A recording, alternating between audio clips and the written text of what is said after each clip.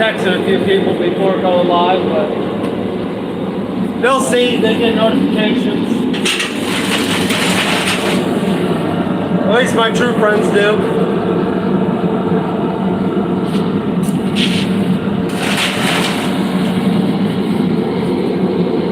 Yeah, it's not bad.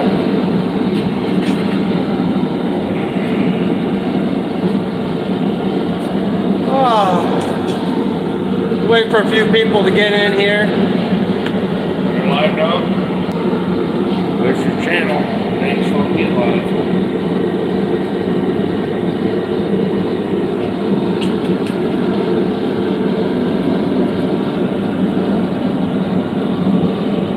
Maybe you have to back out and go back in.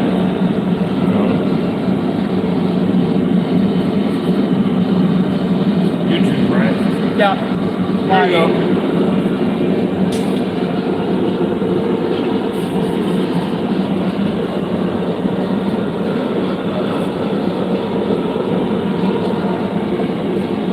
We got one. Is that you? That's it? Me and Armando.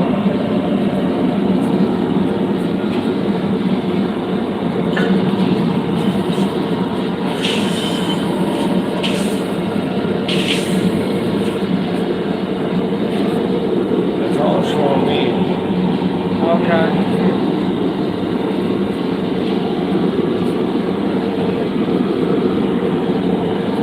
It worked the other night just fine out here.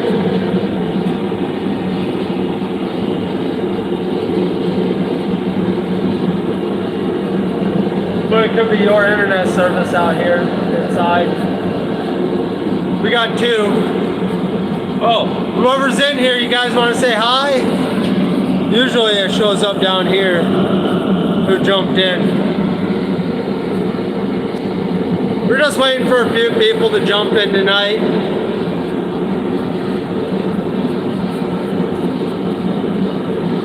Got one like. Already?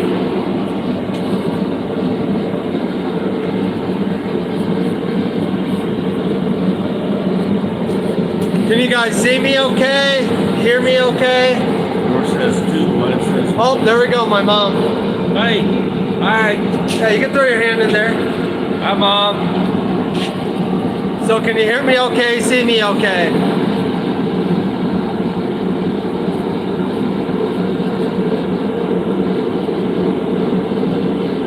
Just waiting for a reply. I need to know if my internet's good tonight.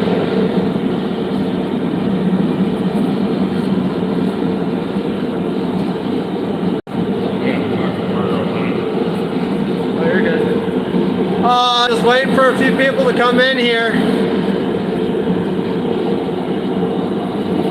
Still low. I think it just might be your internet here. Yeah, internet sucks. Mine does.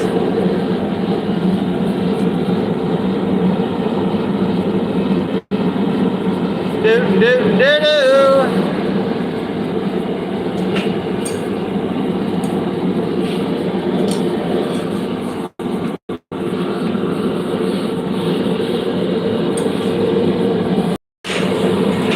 Yes, okay. Day late, dollar short there. Enough. If I'm going too fast or if I'm lagging, I'm 4 minutes and 20 seconds in.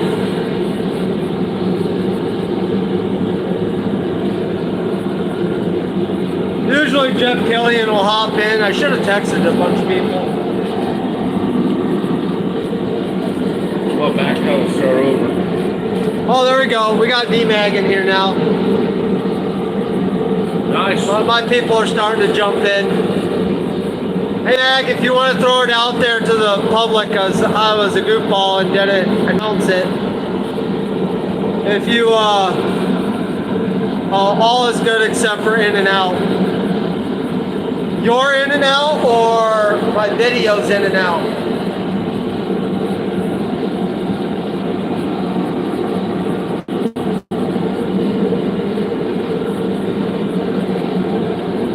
But as I was saying, I was a goofball, didn't announce this out to the world, just kind of jumped on here. I'm not here for the views, guys. you guys coming along and watching me do this is part of the fun, but I'm not out here trying to get YouTube famous.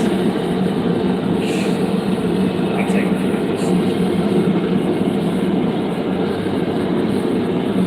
Start it over right back down all the way. Yeah. And it very well could be my building, because I'm in farther and this is a steel building. I moved the camera over here so I could showcase this off. You have plenty of friends, don't give me that malarkey, Mag. You got lots of friends. The blacksmith community is your friend.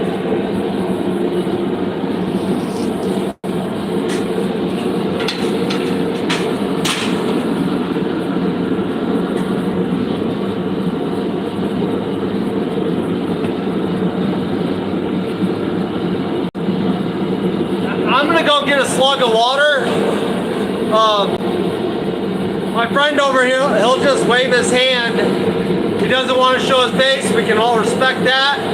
But he'll just wave, make sure that the stream is going up. You know, shadow puppets or something. But I'm gonna go get a slug of water real quick. Yeah. Hey, get a double.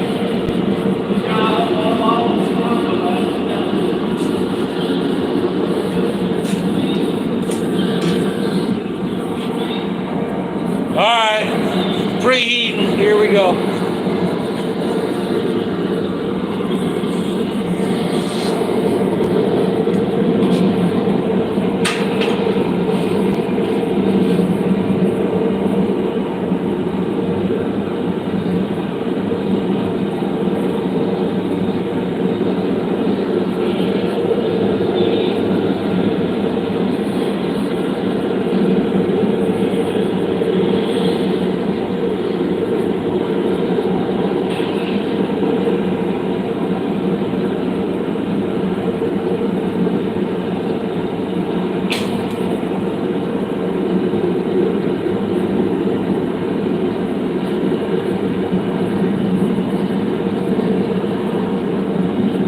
Shadow puppets. He says shadow puppets. Arf. Arf. Arf.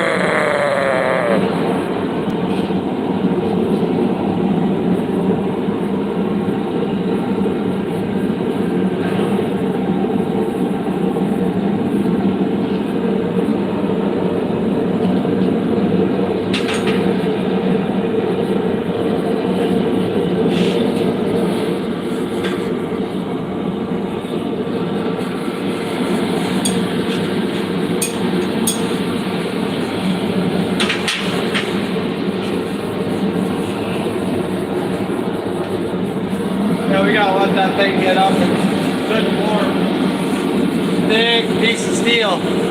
You know what B-Mag? B-Mag asks, who's that with you? Oh, I got my buddy Stone out here. You guys see him right now in the comment section. He decided to come out. This hog splitter is actually for him. So I said, yeah, we can make one as long as you come out and give me the helping hand. Because I'll tell you right now, this section of steel is not light. For me to control it with one hand and hammer, could I do it? Yeah, but when you got a friend that's willing to come out and help you, take him up on it. I've been flipping your stick. Alright.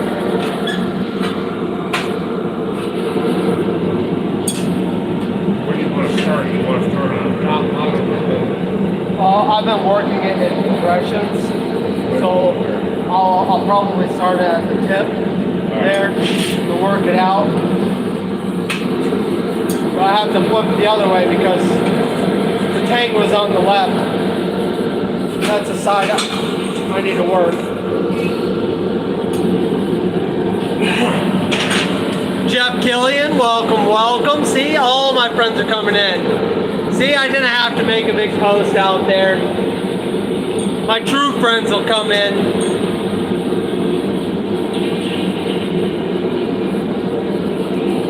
Awesome in here? Not yet. might come in.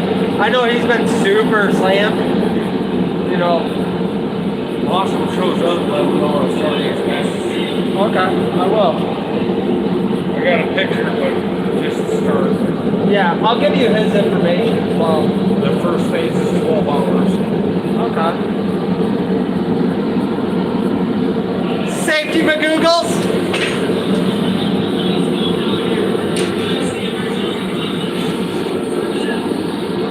Alright, we're ready to get working. Alright guys, this is the first heat of the night. This makes night 2 of working on this aux splitter. It started off as a section of leaf spring, 3/4 inch thick by what was the original stock 3 inch wide was it? 3.5 inch wide. We're trying to get as much width as we can out of it. And we're going to be drawing the tang out and working that. So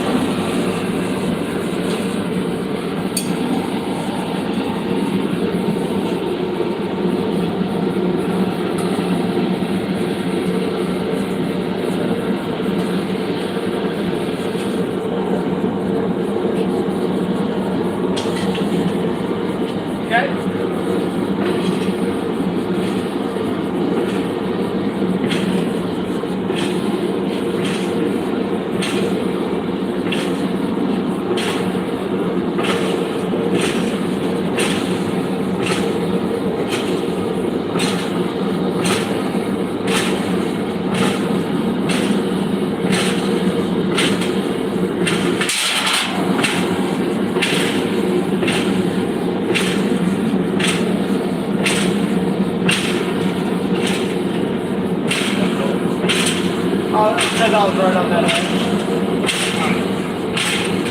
Alright.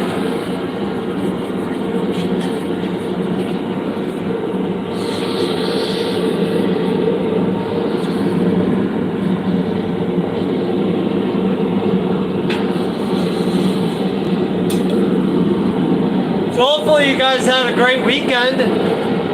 Here it is Sunday. I know you guys saw me last night. Worked on little things. I didn't come out here during the day to do any more work. So what you guys saw last night, this is the pickup from that today. I was thinking of videoing when I go metal detecting and show off some of my finds. Dude, that'd be awesome. I see a lot of people do their metal detecting work. I find it interesting. I sit there and watch.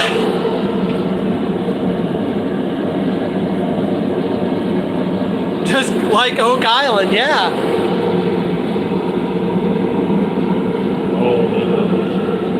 Doing metal detecting work and stuff. No, definitely. If you created that, I would watch it. Not sure if it's you or me, but the video lags. Anybody else seeing that? Any lagging? Lagging from you guys?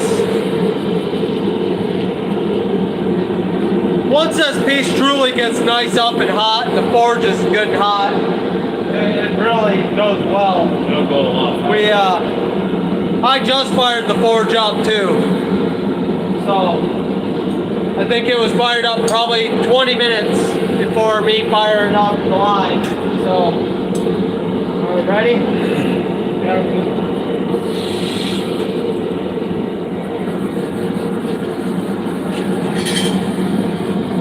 Good.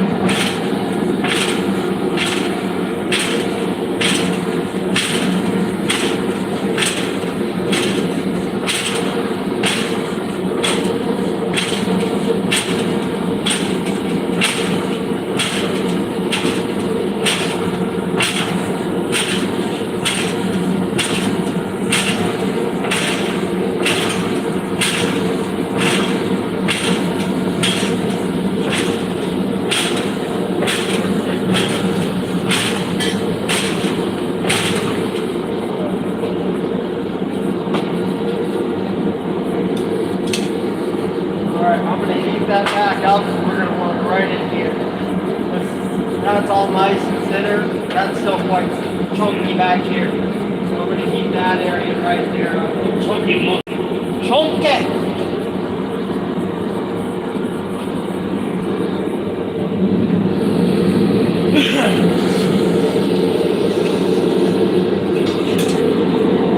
So I've never made one of these hog splitters before. I've seen pictures. Did watch a video. Who made a hog splitter? Was that Will Steller or Alex Steele maybe? Both of them made a hog splitter. Yes, I know. I'm definitely doing a Alex Steele thing on this. Part 1, part 2, part 74 later. So, appreciate you guys coming out and hanging out with me though. My best find is a 14 karat gold ring. Damn. That's a pretty good find. Yeah. You're gonna argue about finding gold somewhere. No, not gold.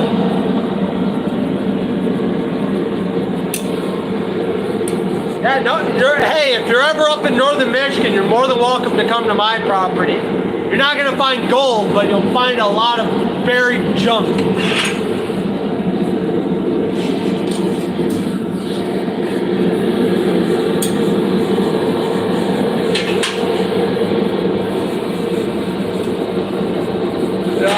I dug a hole here and came across some stuff and I was like, I'm good. I just ended up reburying it back over.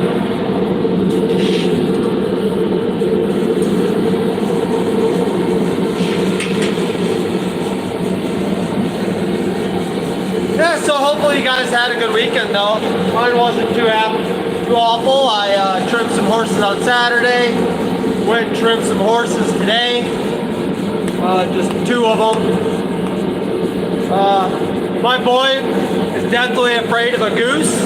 Come to find out, the farm we went to, this goose stood almost, well, its head was almost as tall as my boy. My boy's only 3 years old. Sorry, squirrel moment. But he's 3 years old and that goose is almost as tall as him. And came over to him and scared him. Like he was screaming.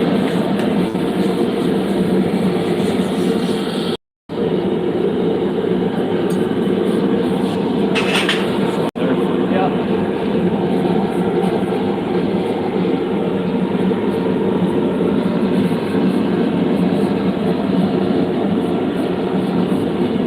Trying to get on some old property. I mean, this property here, it's older, but there's nothing really that happened interesting this side. But if you go on the shoreline and stuff and just go up and down the beach, you'll find a lot of cool stuff. I found an old chain out there in the wood line and it was wrought iron. We got a Roy! How's it going? We're using a fly press tonight. This one, Roy, if you don't want to stick around and watch, completely understand. It is making a hog splitter. So, my buddy wanted it, and I told him he's willing to come out and do the work. I'm willing to make it with him. So, nothing fancy tonight, but thanks for coming in.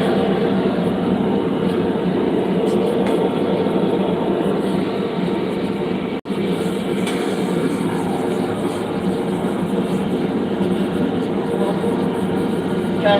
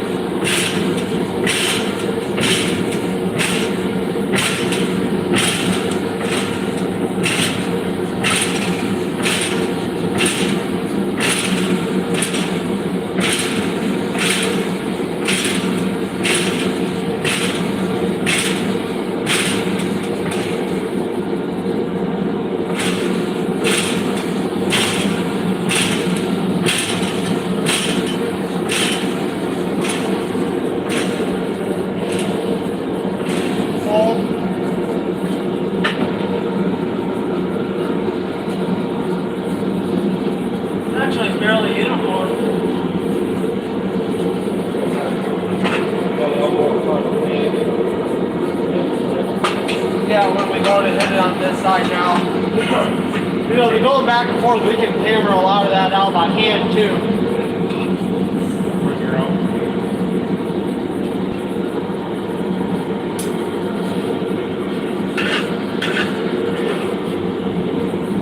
I think I can come in here a little bit and grab just a tad more of that.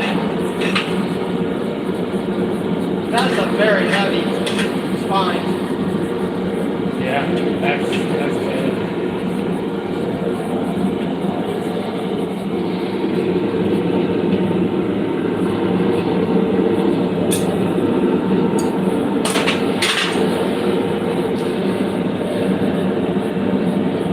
No, I'm not kicking you out already.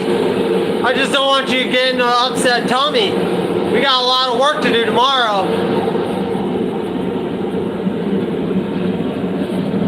Are you going to make a hog scraper too? I got one tool. Maybe let me know if this is a hog scraper.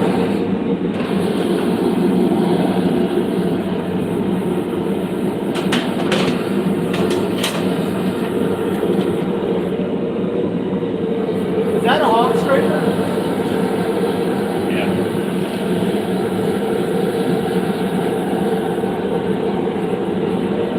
So I might make, if that's a hog scraper,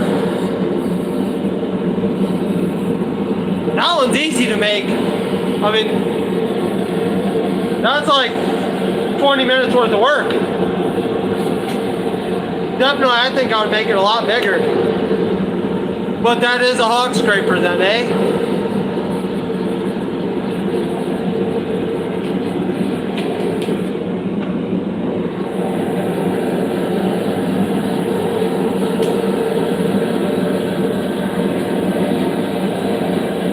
Yeah, you do, with the work.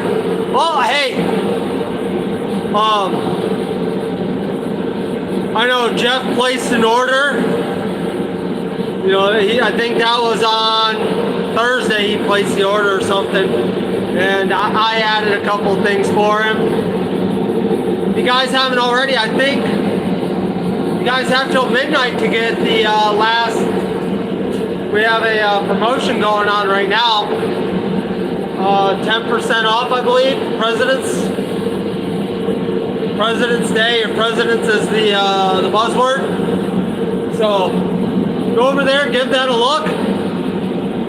You know, good opportunity to get a couple 10% off. Not trying to shill, but that's my job. Like, that's how I get paid. You know, the better the company does, the more I make. So I'll show it out. I got no shame.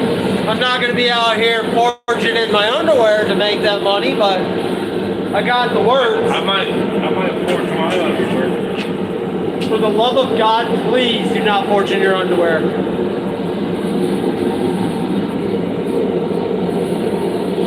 You ready?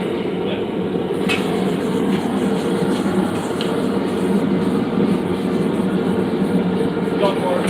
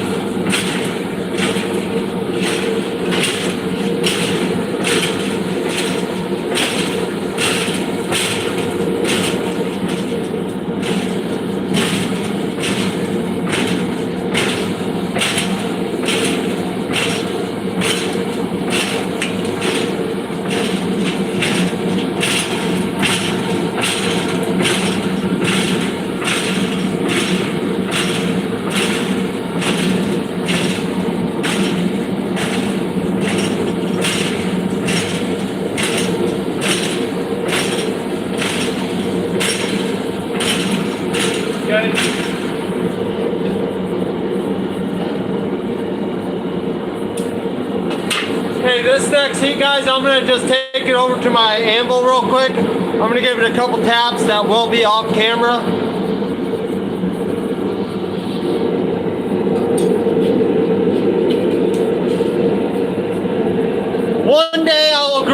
and be like Roy and have 5 cameras in the shop, you know, then there's no way of ever missing a shot. Huh. He says you don't think he'll forge in your underwear. Don't dare him, please. Roy, Christ Center Ironworks, he's like, I don't think you'll do it, Doc. Forge in your underwear. Roy, I'll forge my underwear in your shop. There you go.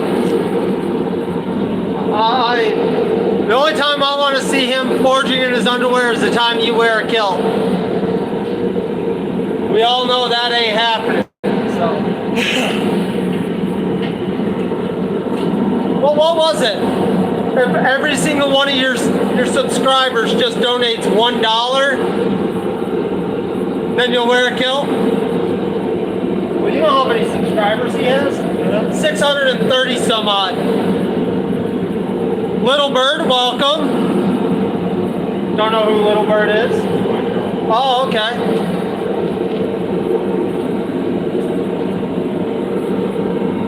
I mean, if I get a small proportion of that too, Roy, if every single one of your subscribers gives you $1, yeah, 636,000. So if every one of yours gives you $1, I only want 1% of that, and I'll wear a kilt too. Actually, I will wear a loincloth. I'll come forge in your shop for free in my underwear. Okay, this is pretty good and hot. I'm gonna go and take it over to the port, my anvil over there, and just give it a nice straighten out. Let me try it.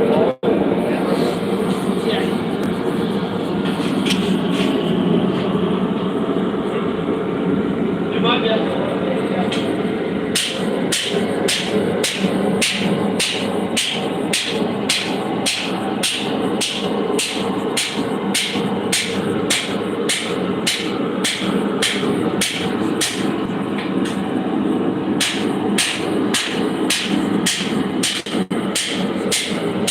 If we watch closely, we can watch the Goodemoot use his favorite wrench.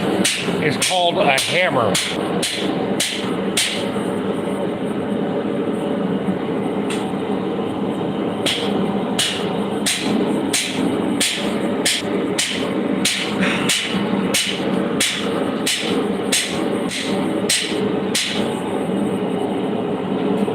Now guys, I did not preheat this anvil. Darn it, I'm gonna break it. I'm gonna break it because I didn't preheat it. Oh, my steel just got so cold. So cold, guys.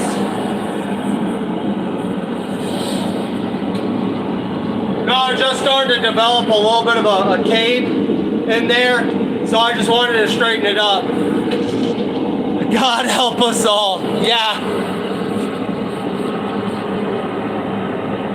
God help us all with what? The not preheating our anvils? Okay. Doc, I'm turning the camera your way, so. Gave you guys a little seasickness.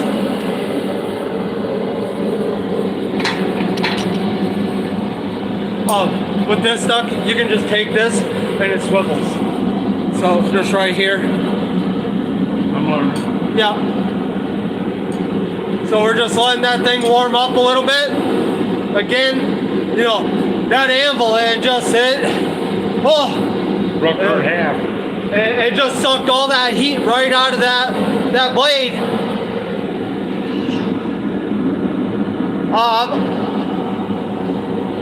I'm only 34 years old and I've been forging for 30 years.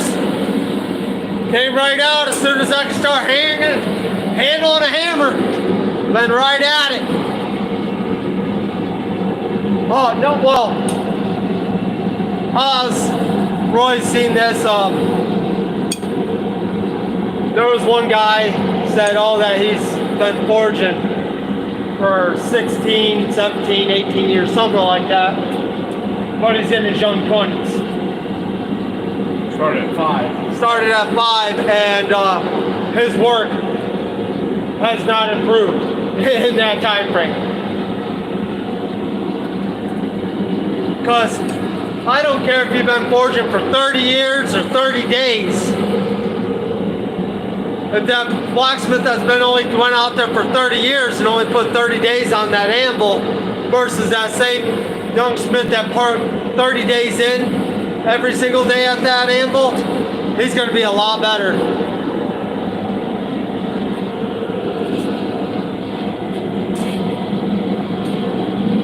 So it's not the years of smithing. It's how many hours on the anvil. The hours on the anvil over there is what makes you a better smith. I see these forging fires guys go out there. Well, I've never worked with that kind of material, but yet they've been doing it for 30 years. Well, what in tarnations? You ready?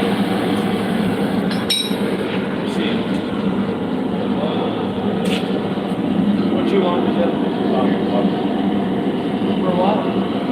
Oh, no, I got a bar for that. No. Oh, yeah, Mike. No, at least don't do that with the good steel. I got junk steel for that. I don't know why we would need to thaw our blade though. Yeah, no, water now. We don't need the water. You gotta cool your tools, man. Okay. Yeah, that's down in there. Good.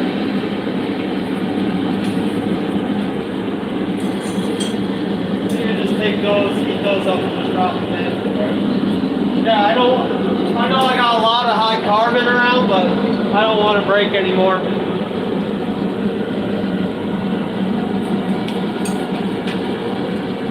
Maybe I gotta wash my hands. Oh, gotta keep them nice and clean. Yeah. We still up and going, guys? I haven't seen a chat recently. Maybe it was just me. See, we got the Roy Rants and the Thomas Yammerings. There we go. How many years are you going to be? How many years are you going to be 34? Well, I'll be turning 35 in September.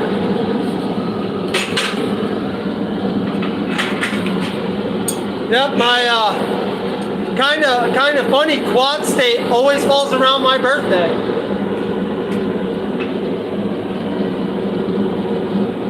Yeah, Roy's gonna be 36.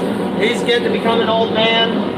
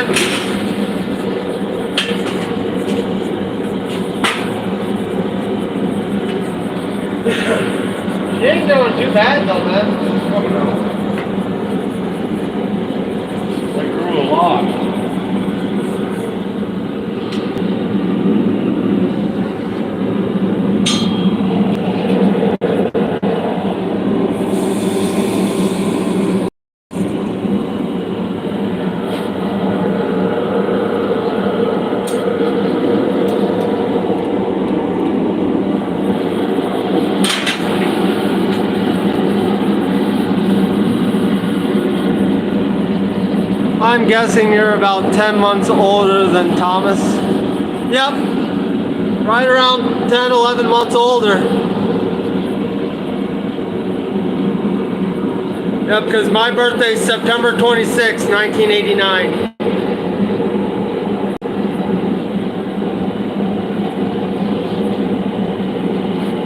I was told that I'm a millennial, but I don't believe that. I'm no millennial.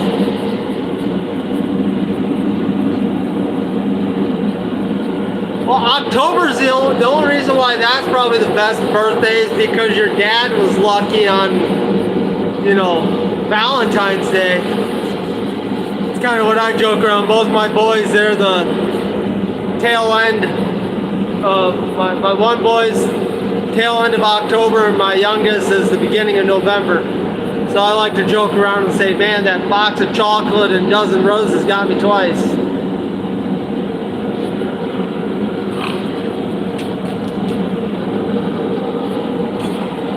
Shelby rolls her eyes when I say that joke, but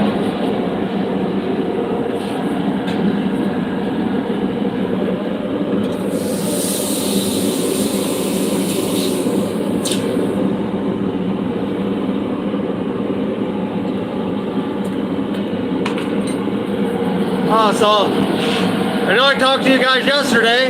Well, at least a lot of you. Anything good happened today?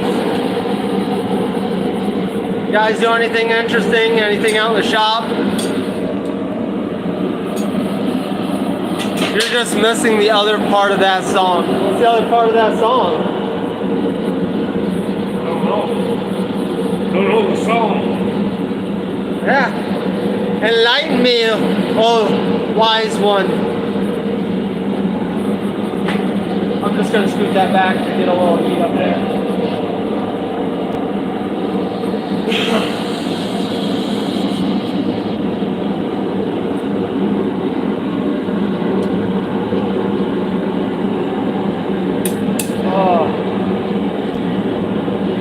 So I don't think I have anybody new in here from last night.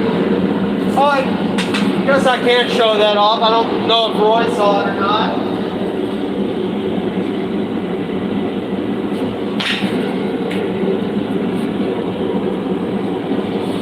My 3D printing. There we go. I know the lighting's not showing, you know, I don't have it properly lit there. Yeah, you guys can't see it when it's on that angle. Maybe there.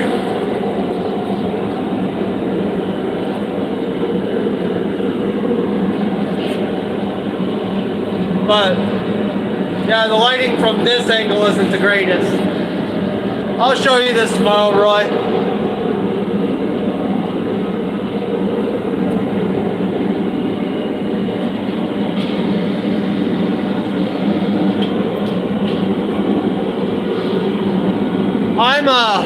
I'm super happy to have something I drew up, I designed. I did gain a lot of inspiration from other anvils, but that one came out of my nugget, and be able to 3D print it, and I do plan on pouring it.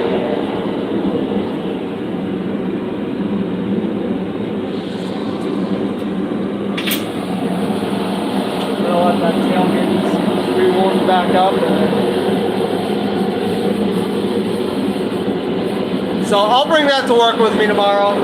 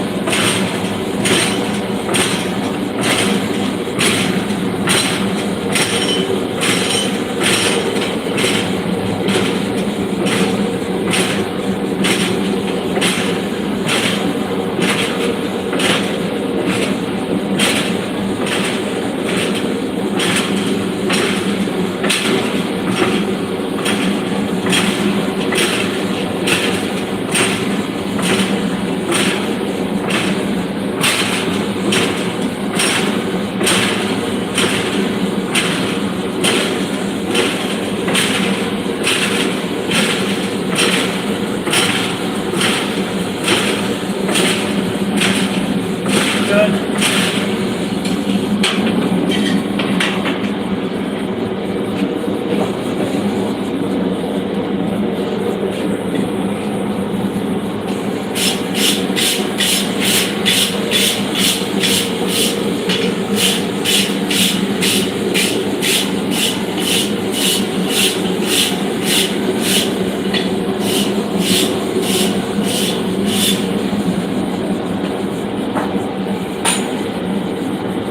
I just broke your car. Oh, that's a good one too.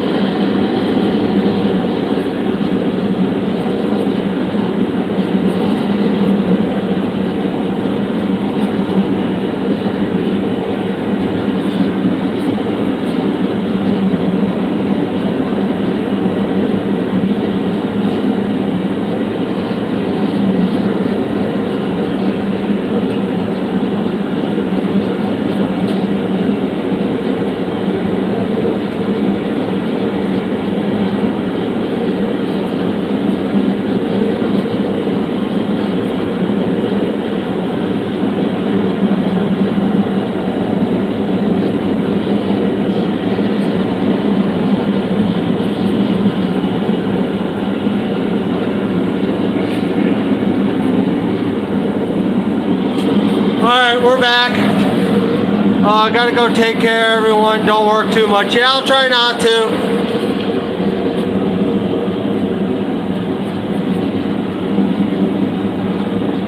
We're gonna, this heat over here, I'm gonna take it to the anvil. I left my 2 hammers at school. So I'm upset with myself right now. Good bucket. Yeah. And you won't be a fighter. I'll have one in the house. You know how they are. Hard to find. Yeah.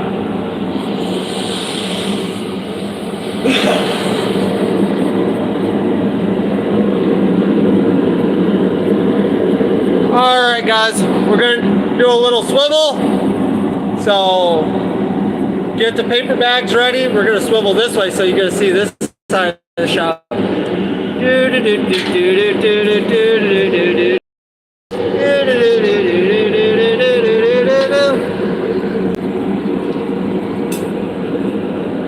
I'll try to go on the far side so you guys can at least watch.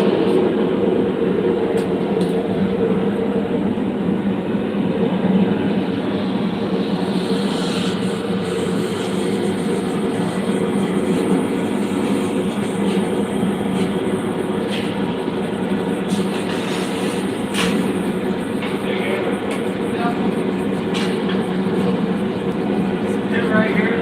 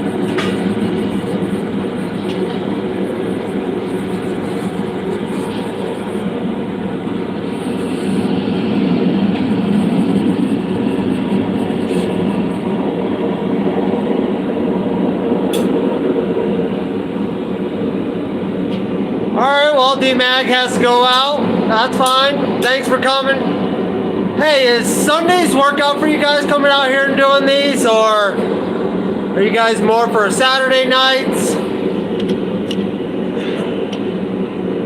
You know, I know my buddy, he wanted to do Saturday night, but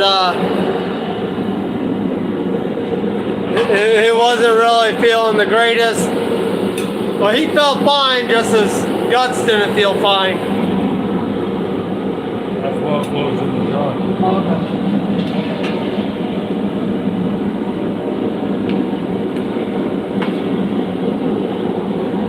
Where were you giving that to me? Let's see. Oh, okay, thank you. Hey, we got Mark in here. Have you ever met Mark? Mark Coyle? Oh.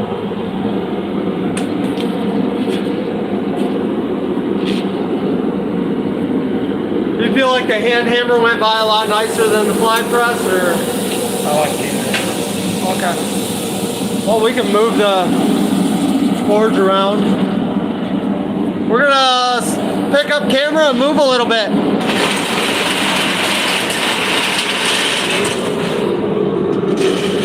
Whee!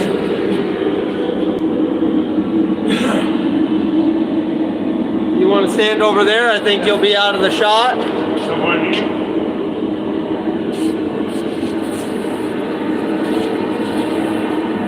Get you guys set up here.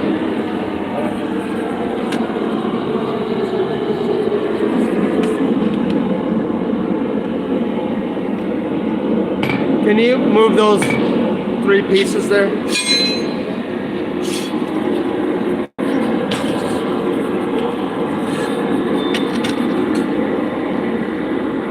There we go, just resend up cameras.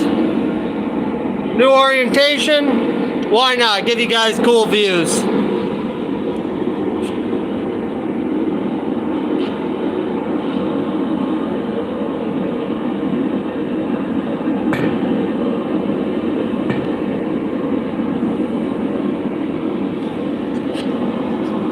It's like right on top of the anvil. A little lower. You want lower? I can go lower. How low can you go? How low can you go? Jiggle, jiggle.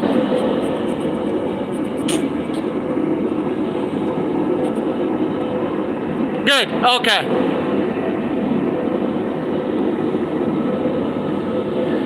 That's actually a pretty good shot.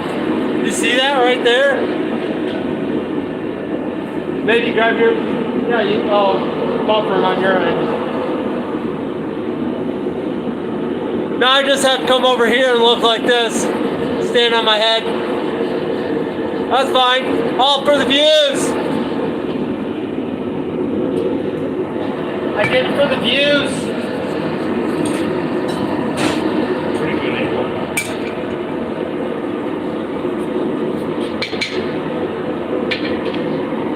We're gonna let this, we're gonna do some hand hammering, guys.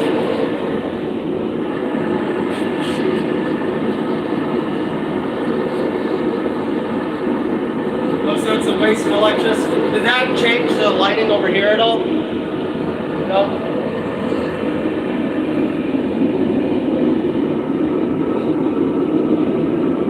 About the same.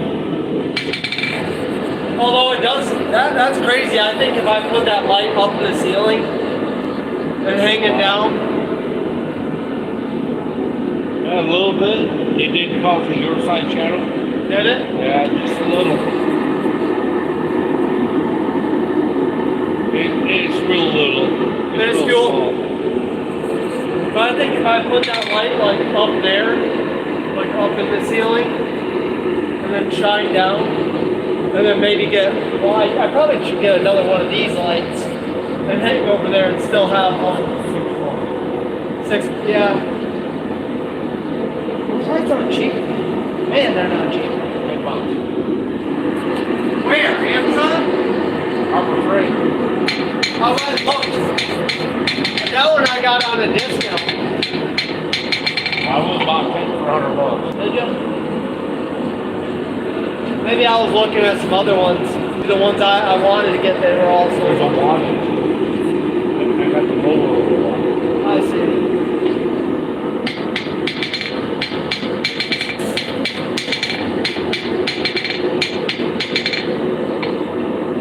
Oh, shouldn't do that. It's not preheated. Yeah, it's not preheated. Hold on, guys. Let me preheat it. Ah, yeah. Set my booty on it, preheat it up.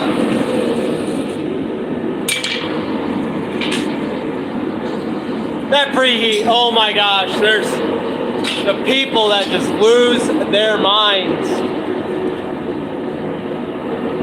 gotta fix that. No, you don't. You can make it. You showed it on camera. I gotta fix it. You can make another one, but you're not. You can make another one, but you're not fixing that one. I can make another one. Well, you know what I mean. Look at that. Yeah, that's for what it does. We're talking about that. My little coal rake. I like it. It works for me. Looks like roadkill. All right, you ready? Yeah, I suppose.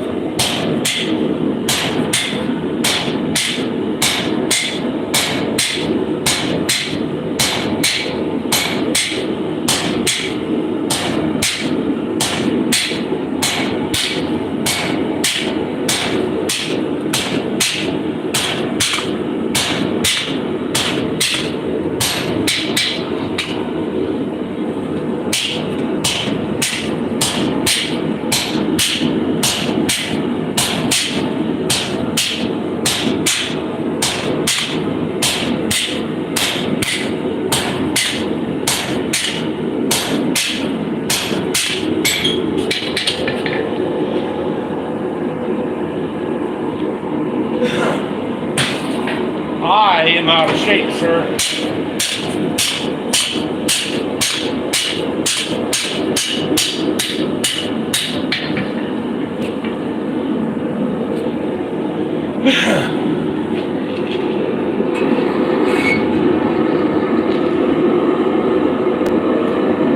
It's becoming a thing.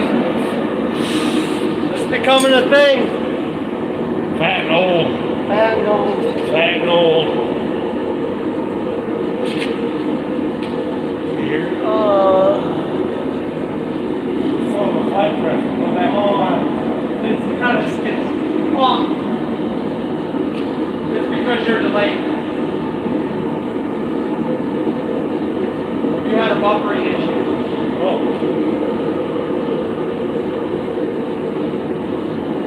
It's not a skid steer.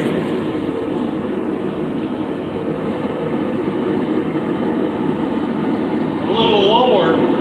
Yeah, that was when we were moving it all. Oh. So now with you watching it here, you should only be roughly about 30 seconds behind what we're actually doing here. Oh. It takes about roughly 30 seconds. That's what I experienced when I'm oh yeah, if you come down here and you drag it. Well, I know when I go into Roy's Lives and like I'm looking at my phone, there's roughly about a 30-second, to a minute. The chat don't really know that because they're over the internet.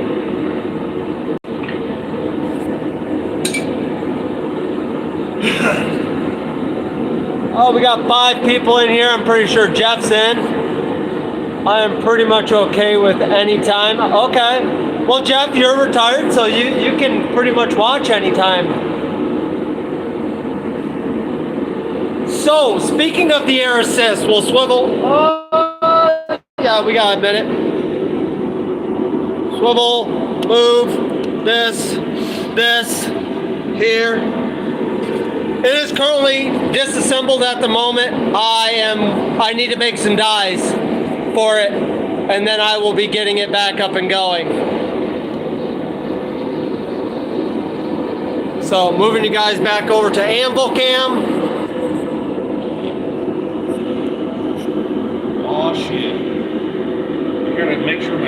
charge when I Are you dying? go. 5%. Your phone charge is right over there, and there's a power source right there.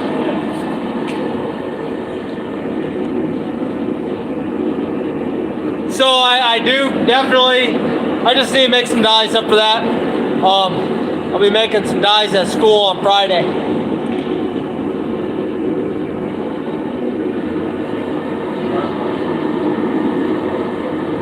I was just trying to see what they look like. I ain't gonna lie, I'm not opposed to the 16 Ram. Oh, I thought I had a smaller one out here. Really did. Come over to Blacksmith, it's gonna be fun, they said. Yeah.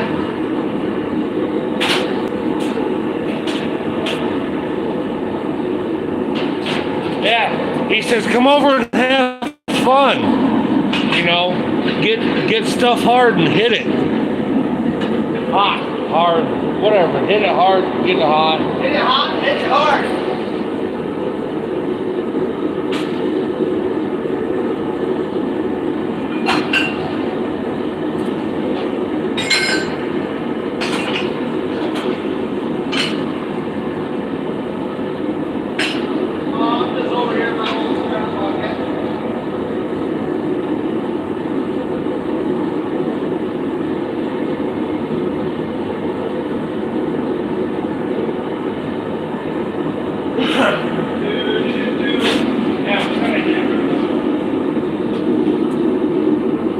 Smaller one. Yeah, it's missing something, ain't it? I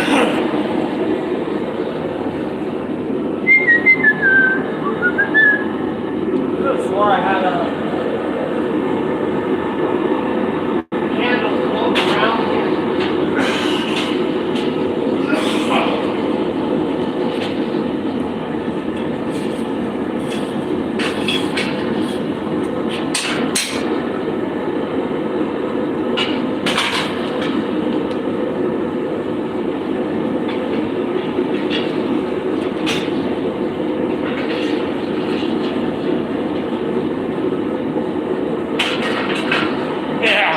Yeah, I've seen that. See what? Mark Hoyle Yeah. is talking about the new dyes. Yeah. Call them Nobody Dies. Nobody died. Nobody dies.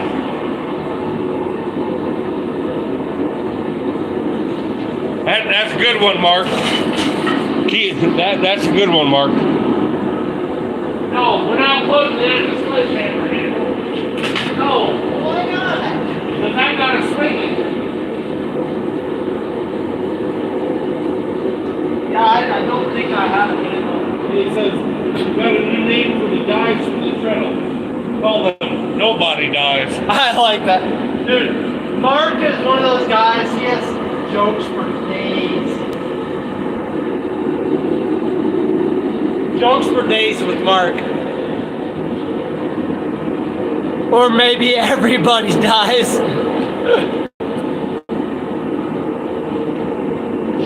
You upgrading the heavy hammer? Yeah, I mean it does. I got the heavy hammer upgrade for it. Yeah, I'm about 300 pounds. Oh, did the new helmet come in? Oh, I see maybe everybody online. Yeah, that was the last one. But no, I got the heavy hammer upgrade. I just needed to make some dies for it. Still need to get after that. You ready? Sure.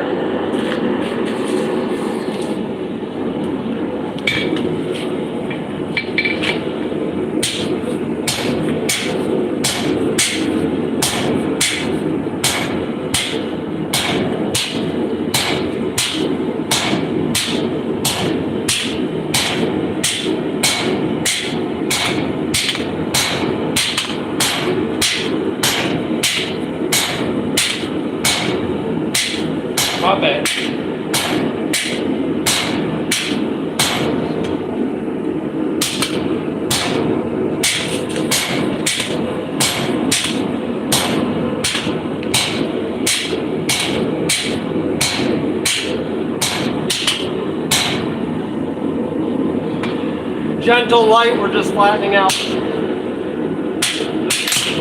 Just tap Hammer.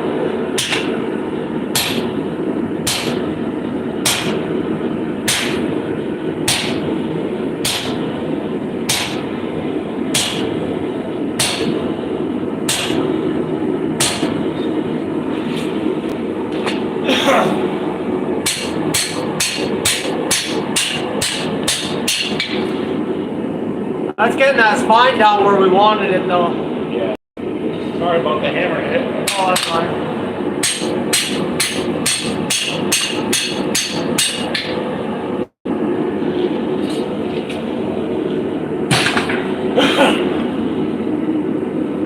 Alrighty.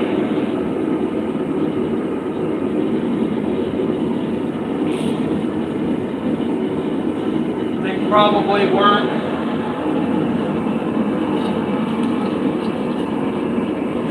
Not down, what you thinking? Yeah. Little bevel. We still need more length after that. You want more length here? Yeah. I want more inches. Okay, we'll switch over to hand hammers. I have those. I got cross beams. We can draw them out and we just work in line. You know. And that swooping blade, Yeah. that ain't gonna hurt none. Okay. Just a little. I mean, a lot of this too, once we all get it all done, we can flatten everything back out and stuff.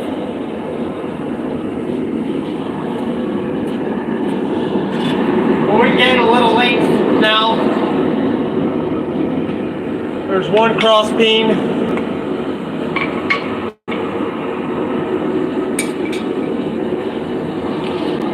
And then since I'm going to be holding that. Is that, I'm not sure how to say it. Is it Wakama? Wakama? We are making a hog splitter. A straight razor for a giant, Jeff replies. Pretty much. We are making a hog splitter tonight, guys. So you can use that. I'm going to use my straight beam so I can come be off on the side and work. And we're just going to go back and forth. I might try to match your radius if I have to.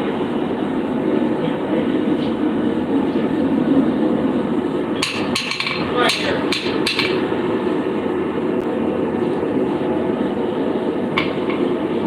Yeah, pretty much a straight razor for a giant. Well, that's A straight razor you can cut a pig in 2 pieces with.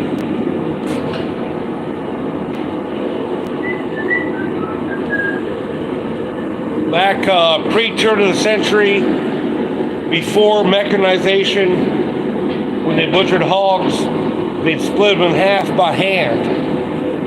And they were split in half by hand with an oversized cleaver. That's what we're doing. Because there's 2 of us here. One of us butchers a lot of pigs.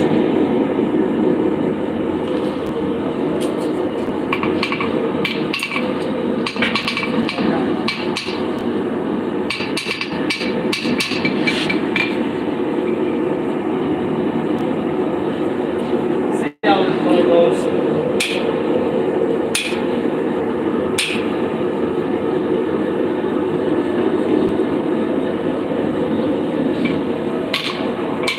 So your last live got saved by YouTube. Yes, I was able to go in.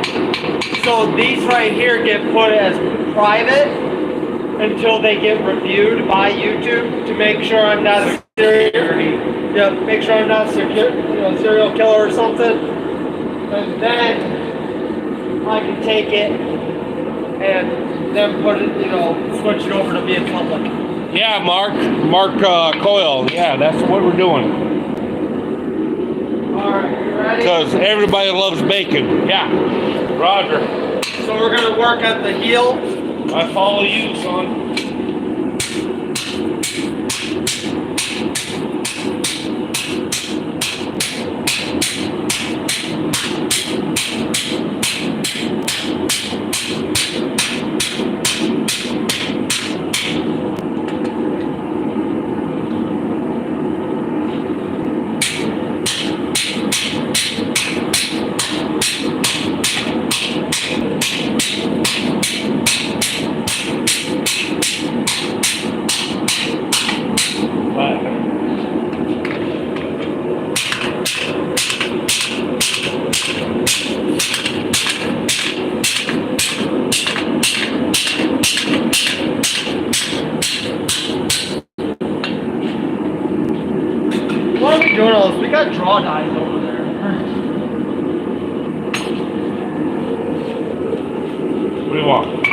I'm just assessing. It's too cold to really do much right now. I think if we go back over there, I can turn my blades. Dirty blades or triple blades? What? Dirty blades or triple Well, I can only go so far in. So that's why I gotta turn my dies. Here. Yep, I'll turn my dies, and then I can work in here. All right, guys, it looks like we're moving again.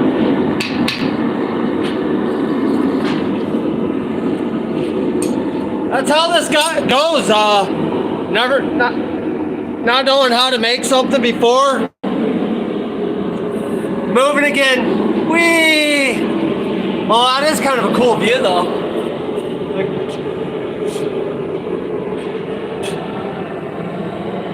It's like I'm holding you. I'll catch you. Come on. Come on. I'll never let go. I'll catch you. I promise. I'll never let go. Sawzall. I use the sawzall. Oh yeah, I have used a hand meat saw to split them. Jack Miller, sawzall.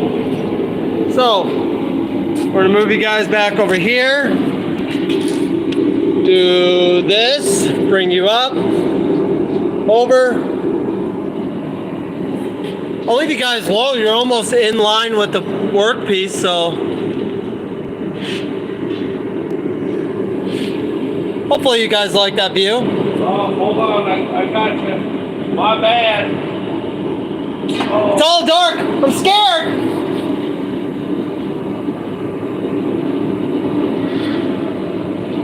Oh. Took it out, broad daylight, and you smacked.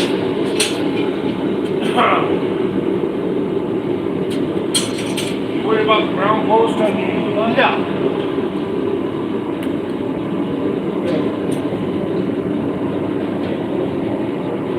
So I do gotta turn my dies.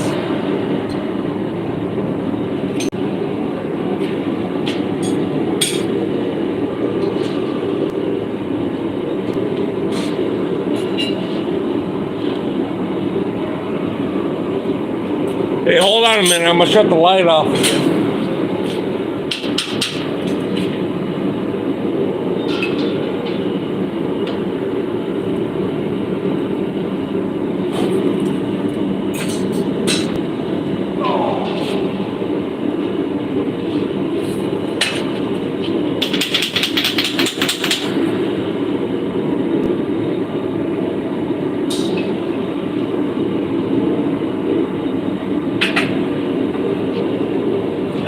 My bad, I did that. That's my fault.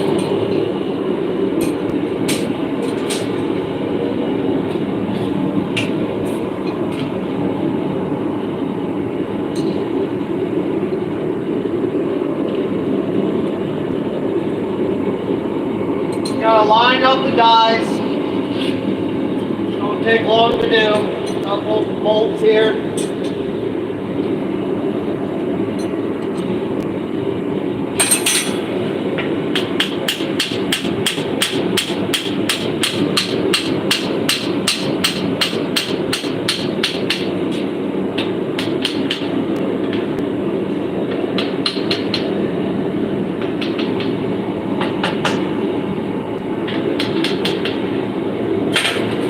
There's that.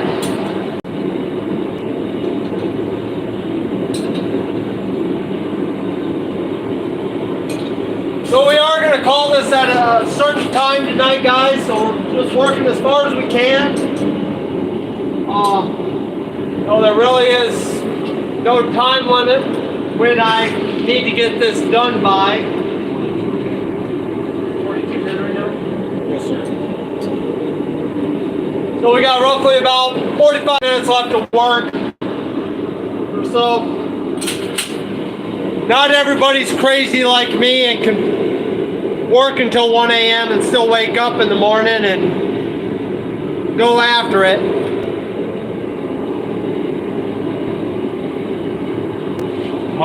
Mark says, sawzall, I'd crush you. Yeah. I got a 37-inch mankle saw. I can split a hog in 10 strokes. Yeah. But she's a saw. Yeah, that's a big boy saw. And that's a hand saw, Mark. But I put a wood blade in her, not a meat blade. Oh, I gotta move that over. I didn't pay attention to this way. Oh.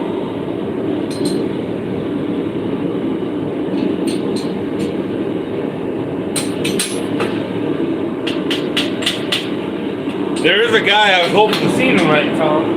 Who's that? Possum Sausage. I know! I was hoping to see that rascal as well. And he's not here. So if anybody knows Possum Sausage, you let him know he missed it.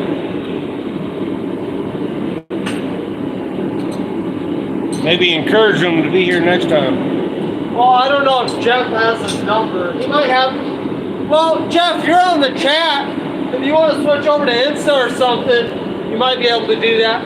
Let everybody know in the chat that I'm out here. Mark, you're still young. I am young. Not too many people can keep up with me when it comes to the amount of hours. Oh, I need to tighten that up. She's still grinding down. There you go. Now she's bottomed down. Yeah. Pulls it all the way down. Hold. Yep.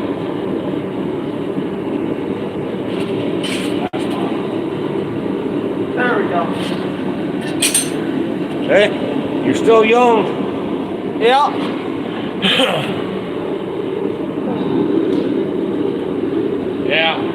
Yeah, our boy here, Thomas, might be young. Some of us ain't young. Mark's old enough to be my dad. So am I. Yep. Technically.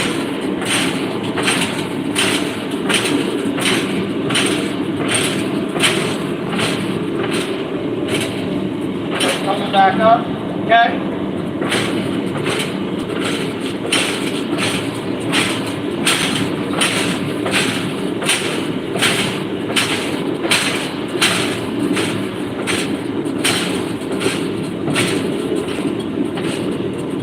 Oh. Yeah, I got out of your squish zone.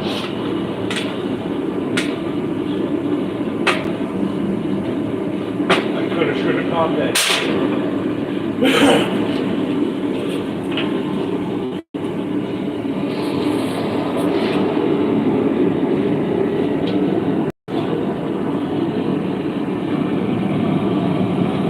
Mark griping at us saying we should turn the light off.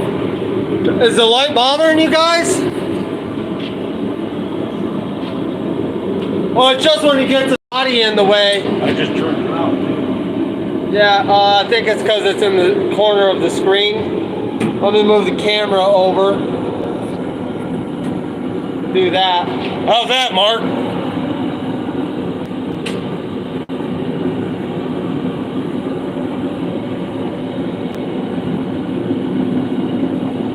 Mark just me. Yeah, I don't know if he's going to be up still. It is getting kind of late. He does have to be to work in the morning. That's actually not too bad. It gives it like how it's shining up. Spreads the light better. And that's what I'm thinking. If I move that over here, up on the ceiling, Down. Let it. then it's going to disperse out very much like that light over there. Yeah.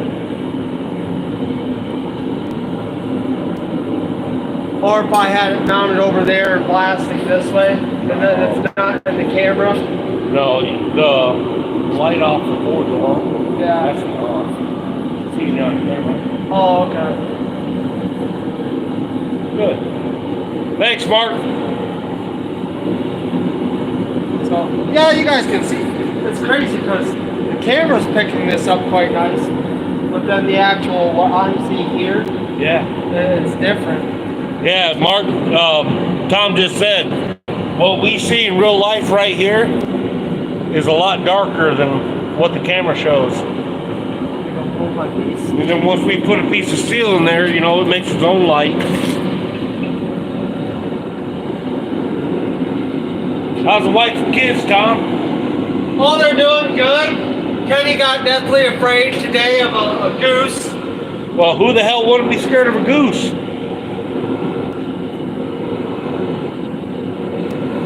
I just want somebody to tell Possum Sausage. I was talking to him about making chewing tobacco.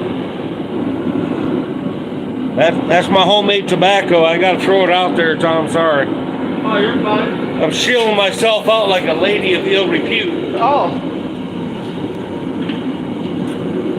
Now that looks good. Look at that. To the camera, Tom. Oh, yeah, that does look good. Go for it.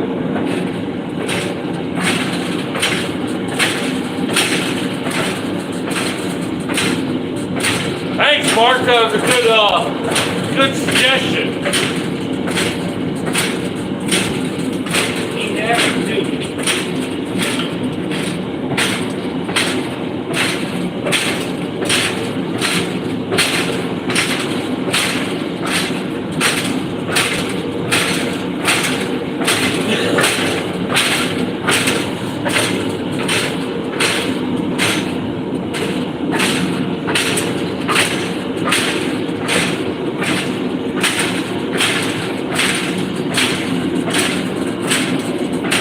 Starting to turn into something, bud. Get some size on her.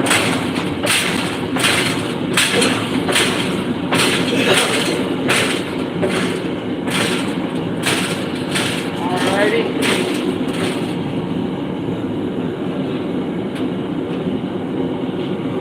Yeah, that. I don't want to swing that thing down in my hands. Want to show the kids at home?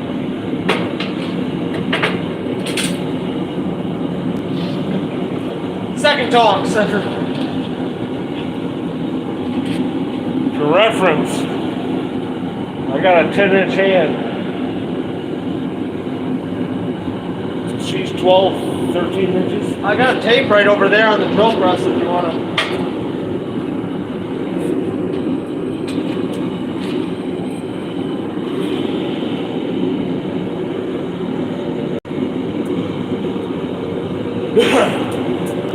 And she's aluminum, so you can touch it. We can see. Yeah, they can see. 11 inches. How wide are we? 4. Yeah, because that a little bit. That's not too bad though. We've grown about an inch width. We've grown about an inch and a half length. Yeah. That's still pretty chunky too. Yeah.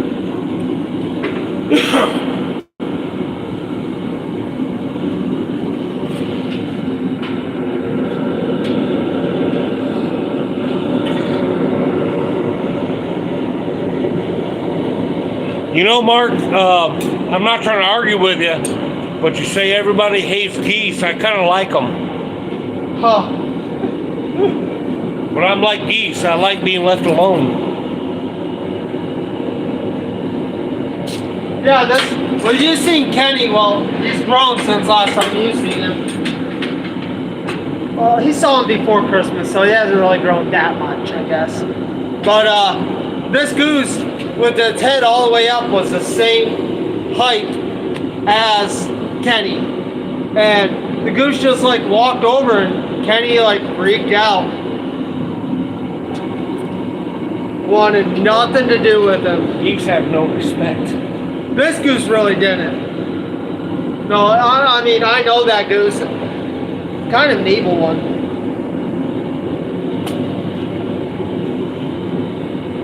Kids are pretty much all scared. I don't know. Kenny's a little fearless. He's fearless. He's a tough kid. Oh, I'd argue and say Liam is too. Yeah. No, he ain't scared to take a kick. Yeah.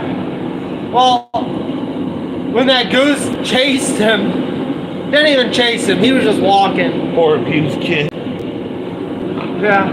So abused. But he came out to the pasture where I was trimming that horse, and he stood right next to me. while I had the horse, you know, trimming him. And, you know, he was like, daddy up. And I was like, you know, I had the horse right between my legs here. I'm like, I'm sorry, I can't help you, bud. Just stand right there. You're good, you're safe. Good times though. Now he won't remember it though, unfortunately. No, that's teaching. It won't be long and he will remember. He'll start remembering stuff. Yeah. I'm trying to think of like some of my earliest memories were like 4. From what I can roughly remember. And I think it's just because I moved.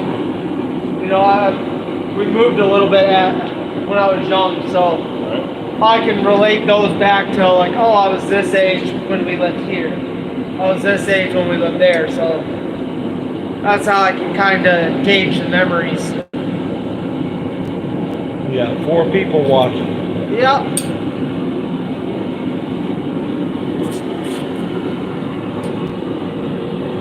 Okay, we'll only work half this, Yeah. and then I'll work the other half. Yeah, Jeff Killian was talking about geese being watchdogs. The French like to use them.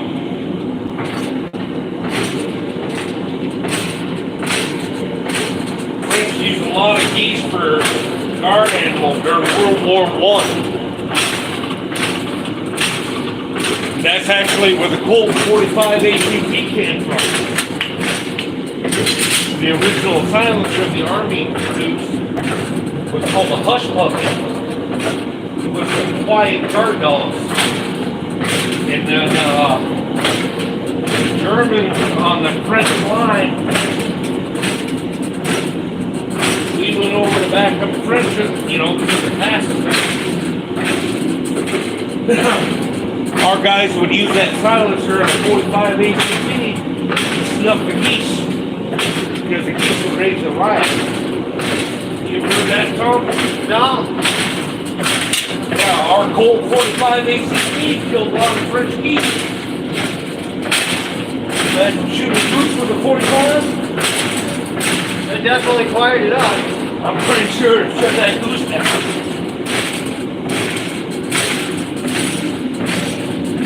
Alright.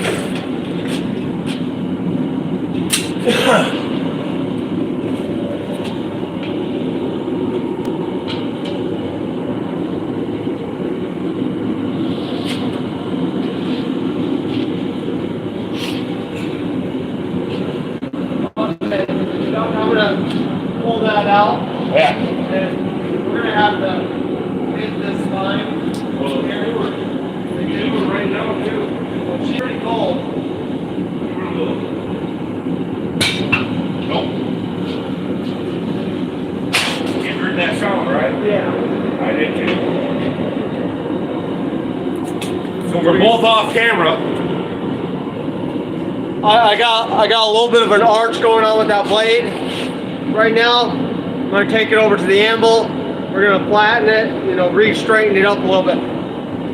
Not much of a knife blade here, you know, knife maker, but trying to keep things straight and in line will save you headache down the road. I have trouble remembering yesterday. Where's the extra weights? Oh, the extra weights for this? Right here. This flywheel right here is, I think, weighs, let's see, I believe I found the schematics.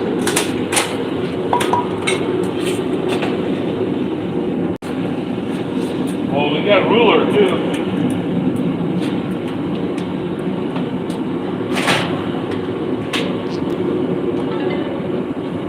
That's Mark, that's 1 3/4 inches.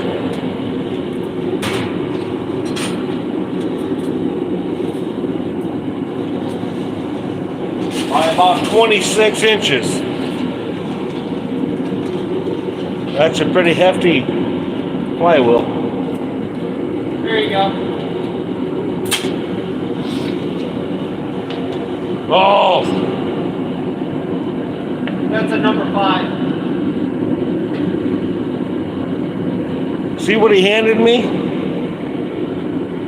It's a chart. I don't do good with charts. Number 5. It's an 8-inch throat.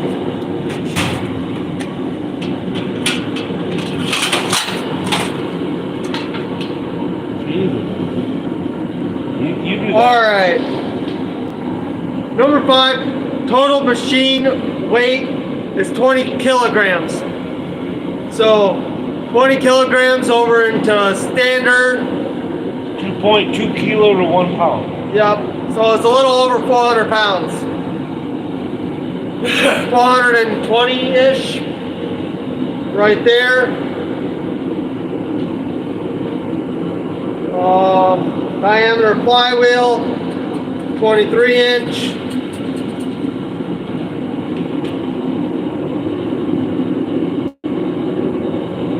Yeah, so I mean, she's not small. Oh, I would have loved to have one of these double slides, the 2 big balls. But I do not have the pennies for those. That was a pricey one.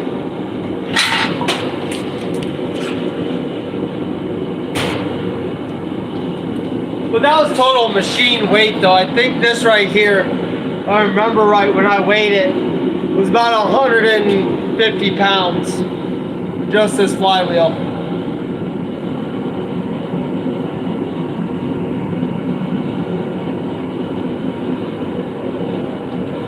Get a flywheel off a baler. My Ram can only take so much. These things are probably Washing them treads out. yeah. I did not want to destroy this thing. We're stepping off camera, right? Yep, stepping off camera, guys. So Should be able to just. all right, we're moving you. Careful. A little bit more right there. That's in shot. You don't have to tighten nothing up. It's just this right here that's swiveling. All right. So. Sorry about that. That was my fault.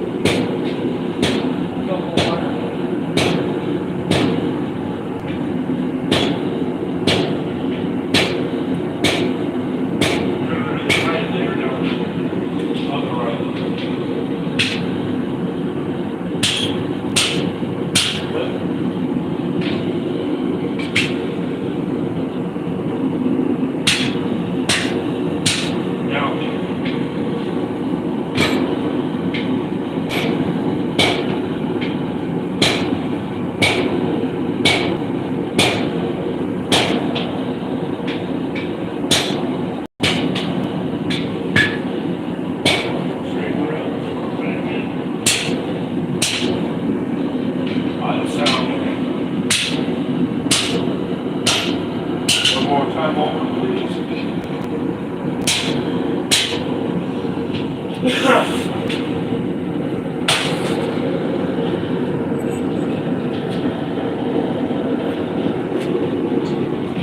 What's our time frame on the World? 10:30. When I come back up there, we'll stick a baler flywheel up there. Give me a motor one with a cam. No, that would actually break it if I was to do a cam. Maybe if I had slip wheels. Man, that'd be a... Yeah. Whoa. You have to have like slip wheels or something. So like it'll go through, but it'll slip on the one side, so you can only press so far. Well, the baler has a cam built into the knobbers. Yeah. That arm comes up and trips it. Yeah. I don't know. He might be on to something. I mean, they do make they're called screw flywheels, and they're big wheels that just constantly spin. Yep. They come down, and once they hit the force, you know, like can't go anymore, then it'll stop and just bring it back up. And you can set your limits.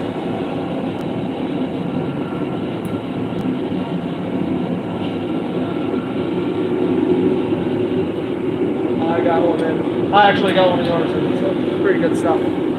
It got better. It did. I definitely did. It got a lot better. It got a lot better. And that was time in the freezer. Yeah. So frozen, it would be slower. I see. Yeah, right now I think we're just working on this plate section. I don't care so much about the handle starting to walk out, because then I can come in and put that up tight to my anvil side, because that's fairly square. And we can hammer there and straighten that handle back out. We gotta take it out. If we take it out more, that's fine. We can take more length.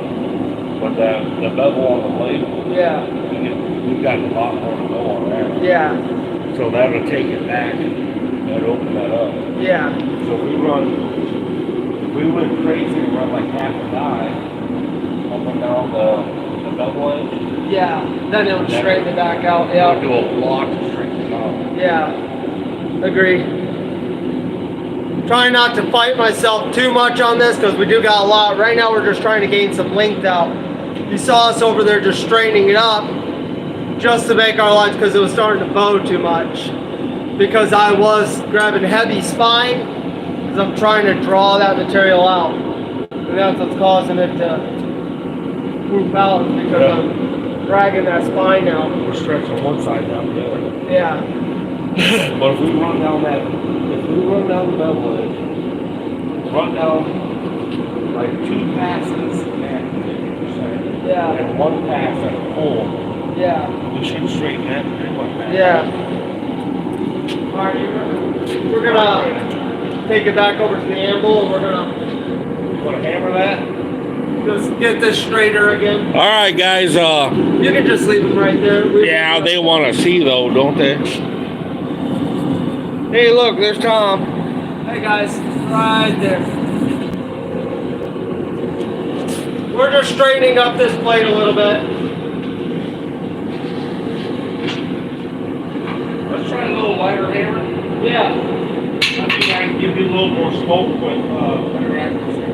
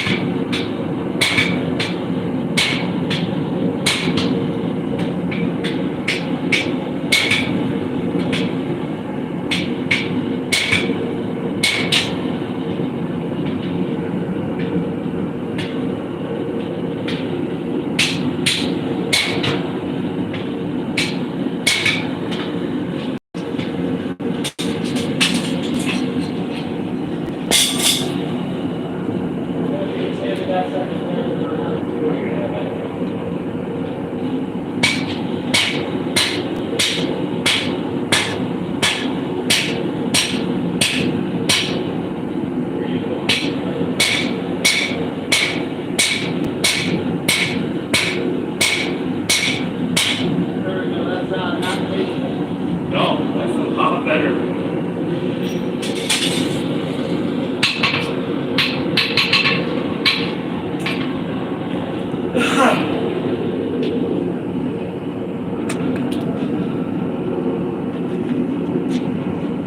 Well, little bird is going night-night. She's going to her nest.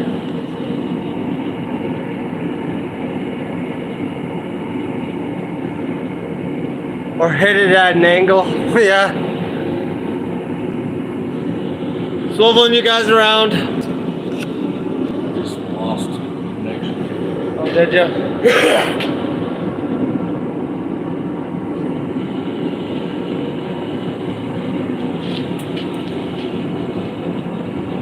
We're only going to be at this for a little bit longer. We are calling this at 11.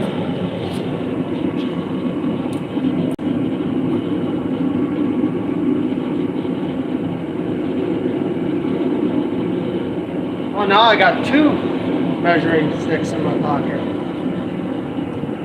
Good night, little bird.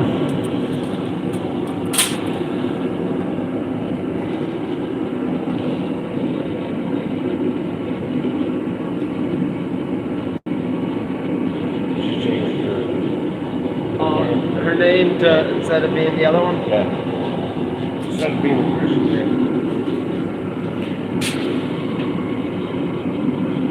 So we only got a couple people in here, but Little Bird's my gal pal.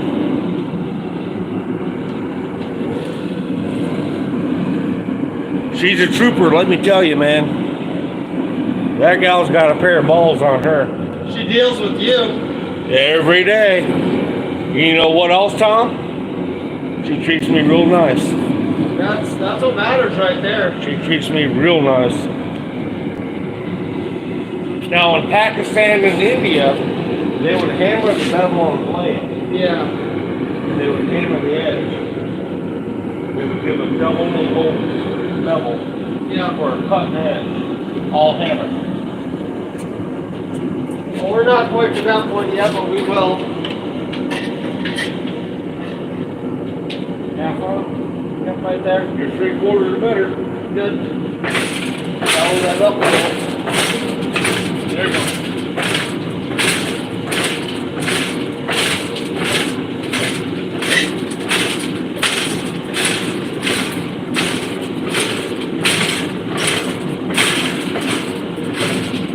You're moving? Yeah. Keep moving, right? Take her more shallow by half.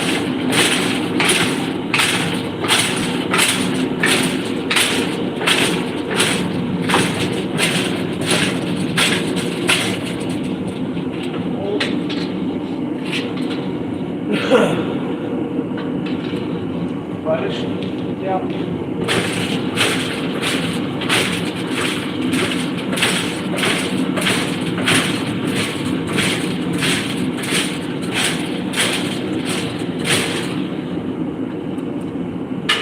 Look at that. Took that egg out.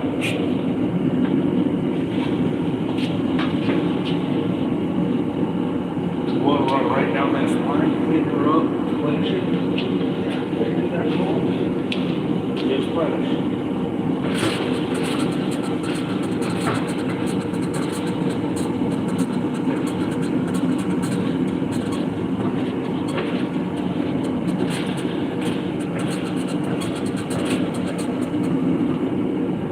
Alright. See what I was talking about, taking it over to the vehicle. I'll come over. We'll do it like that. Do you We'll want just to, hit right there.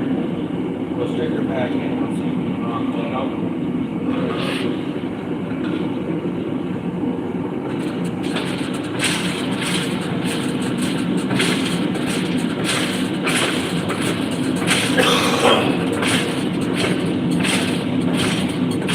Yeah. Save a little mass. Yeah.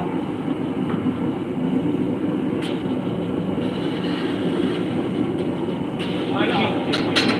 Spine where we want it. Yeah.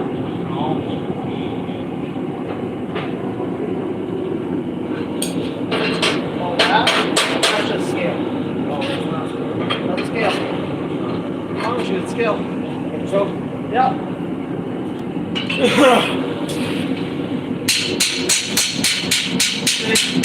Gone. come off. Yep. How's that?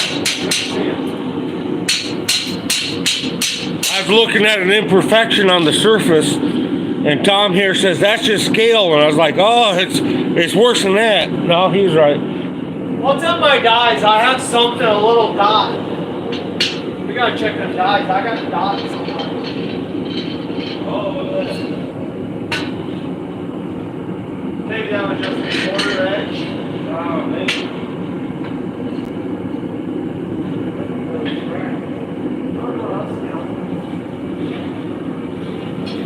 So what we're gonna do, we're gonna heat this up right in here. Yeah. We're gonna come in and set it Straighten that hand. right there, and you're Straighten just the gonna hit tank. here. Yeah. So we're taking another heat now. We're both off the camera. Tom's shoving that back in the glory hole.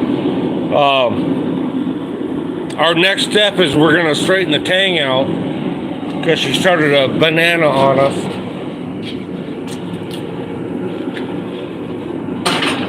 them are probably warm.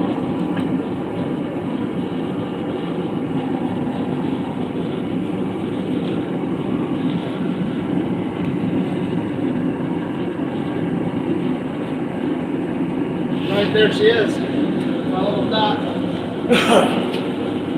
Alright, right there she is. Oh yeah.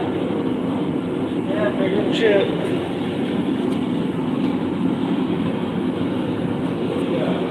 Yeah. File somewhere. Right there on my side. On my. Take it down, yep.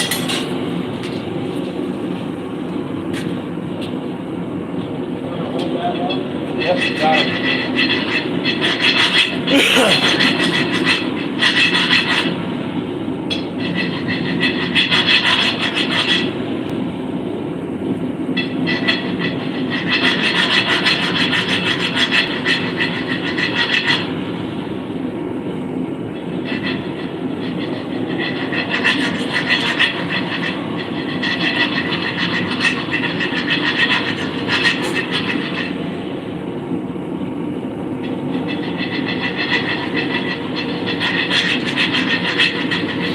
And just having you hold that, that's so nice because I would just wind that all the way down. You want to run that all the way down the edge after you get that girl.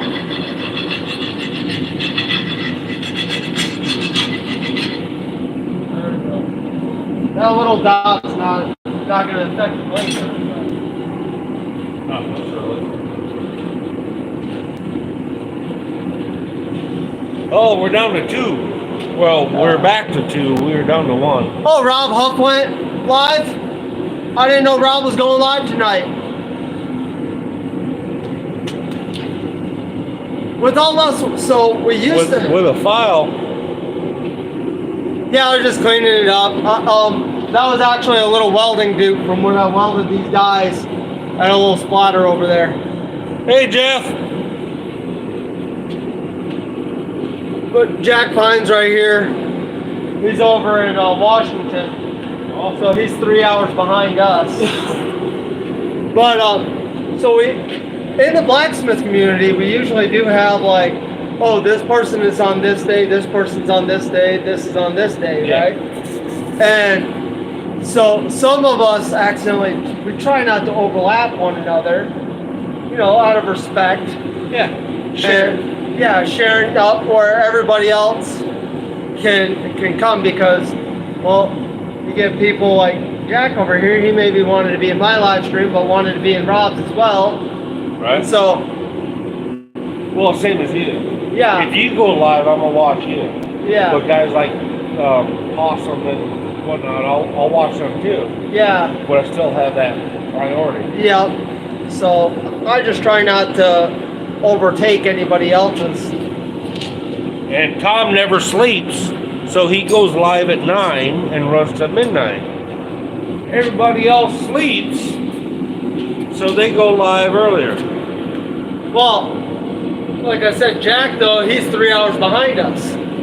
So, because he's in Washington. I'm fat and old, I sleep. All right, we're gonna give this a little tappy tap. Spinning you guys around. Super fast. Super little. Just a little guy. We're gonna see if we can try to. Right there.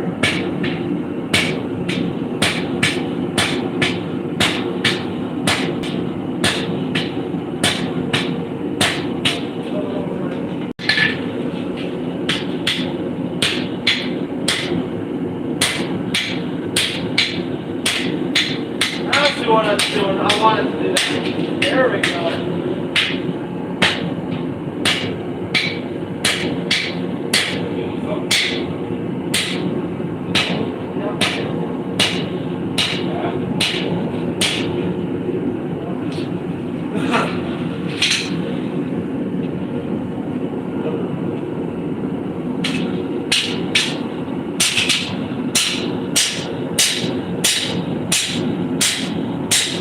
I gave you what I wanted though.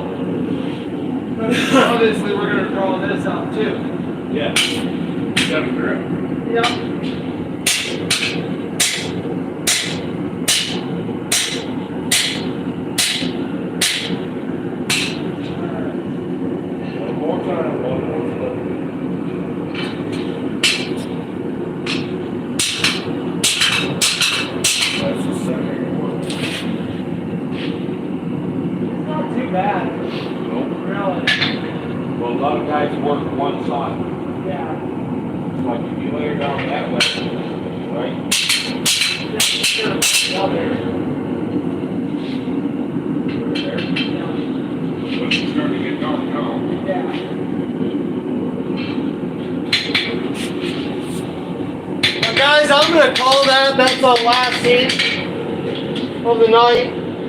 We're gonna let this thing get up nice and warm again. This is one thing I just like to do on my blades that I'm working is bring them up back to hot and then shut the forge off and let it cool down. But we got Sam Townsville. We got Jack, we got Sam. Hey, if you gotta roll out, that's fine by me. What time? Hey guys, what time is it? I got a little more. You got a little more in you? Take another heat. How about somebody votes? You want one more heat or not? Well, we'll flip around and start drawing. You want to start drawing some tang? Is that the length you want? That's rough, yeah. If I can get another inch, that'd be fine, but no. I don't think we're going to get another inch to keep it that thick. That'll work. That'll work. What we need. What? Another hand. Yeah. So we got like 6 inches to go on the tang. It looks like we're gonna flip over and start roughing out a tang. Here, let's get some measurements for these guys. Here. Sam Towns, thanks for dropping in. So here's the hog splitter we're working on. It's lengthwise, we're at 11 and a half. That's pretty decent. Widthwise, we're at 4. This right here started out at 3 inch. I believe. We got this guy right down here. This is from one of my offcuts.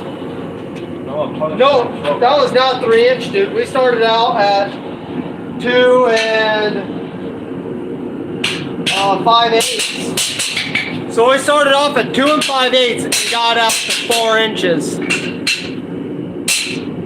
It is a very beefy beast.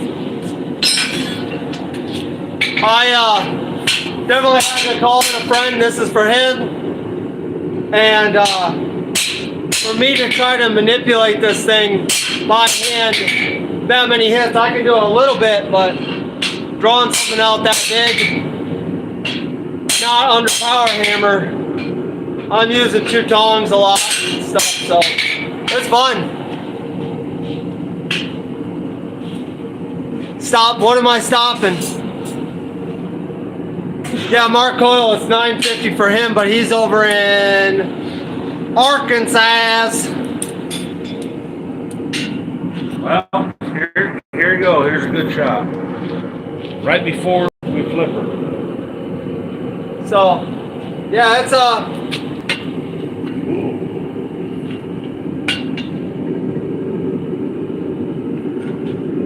So there you guys have it. You know, 11 and a half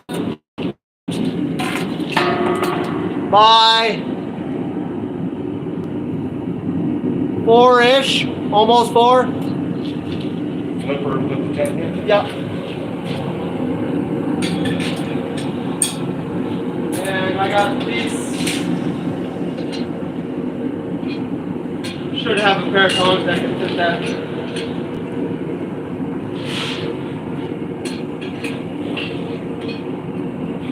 And I can leave my guys in their orientation that they're in.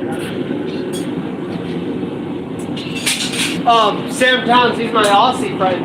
Oh, one of my other Aussies. He's down in Perth, Australia. It's illegal to make fun of Arkansas in Arkansas. Well, good thing you're not a true Arkansasian. I think that's what you call them. I don't know. What do you call a person from Arkansas? Not good enough to be Texan. No, we had Adam from Speargrass one night pop in Pirate, Kansas. Arcs. But they call them the Razorbacks. He stepped out to go to the bathroom. I was going to tell him about Adam from Speargrass because he hopped in and he's from Darwin. So Oh, it's almost lunchtime for you. Hopefully the heat is starting to simmer down a little bit. It's not too cold out tonight. We during the daytime, my thermometer, we got up to 43, I think it was. I mean, you got a little bit of, you can see a little bit of my breath, but I'm out here just in one flannel. That's all I got on. Or, nope, I got a shirt on too. A shirt and a flannel.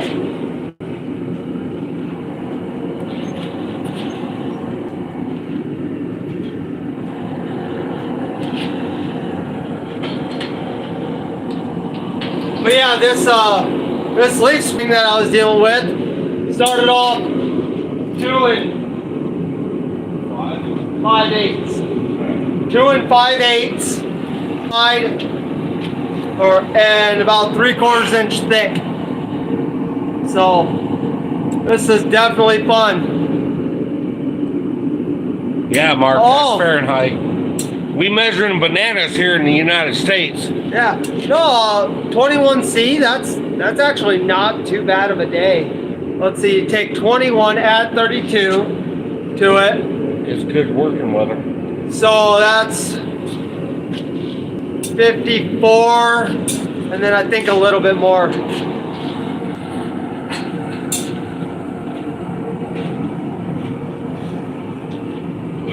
Thinking right, that's like in the mid 60s-ish. I'm just trying to learn the metric system. Now you're trying to get me to learn the freedom units and you know, well, Celsiuses. In the Celsiuses, 0 is 32 and 100 is 212. That's all I know. That's what I got. 212 is hella hot. Yeah. That's 100 Celsius. That's just insane. But speargrass is from Darwin. Okay. By the way, he was in here the other time. 70 on the dot. Okay. Hey, I wasn't too bad. I was saying mid 60s, so That's good working weather. you know, that's nice. Not too much to break up a sweat. I know inside your shop though, 70. You got your shop was probably running about 100 degrees Fahrenheit though. You got fire running. Yeah. Hopefully you guys had a breeze. So I'm gonna swivel you guys over. We're gonna run on the fly press. Who's that from Australia? Sam Towns.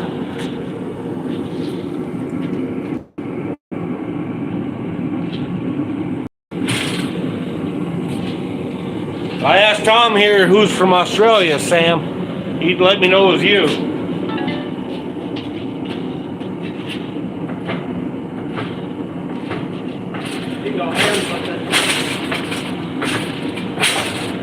I didn't know where bottom was.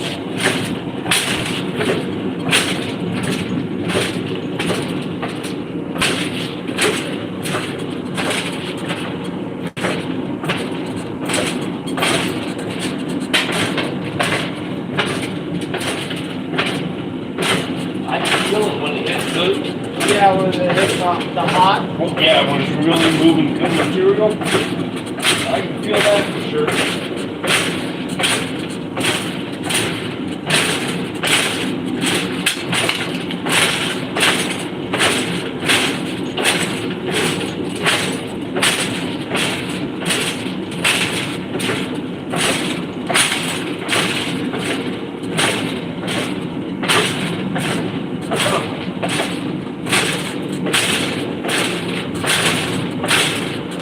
We should have measured that, you know, just see how far we really stretch one of these out.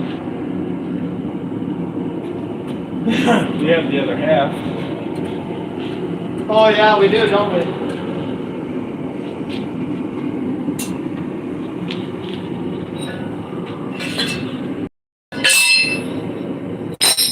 All right, Sam, I got a question for you.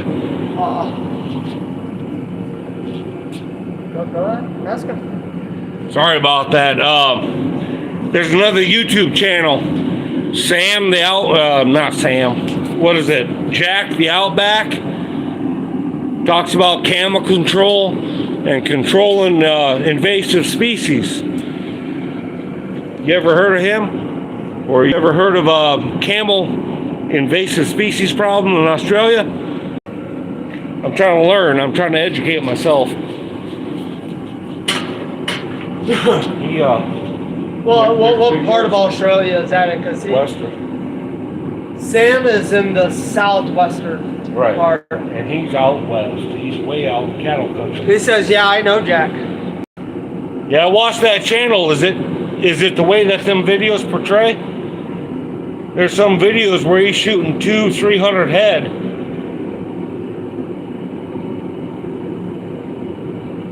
He's here in WA. Western Australia. Yep. So is that a 5T? Yeah, this is a number 5 fly press. I picked it up at Blacksmith Supply. So I'm really impressed with it. I do enjoy this 5-ton. It fit within inside my budget, and I use it a lot.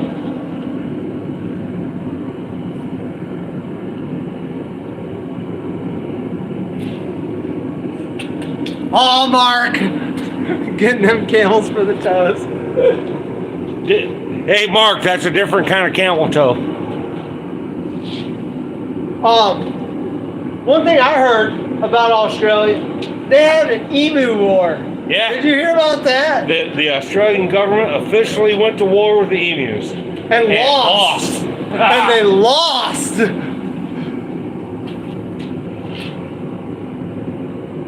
Oh, yeah, you export them. That's kind of nice. Like, just trap them live and export them, or kill them and export their meat.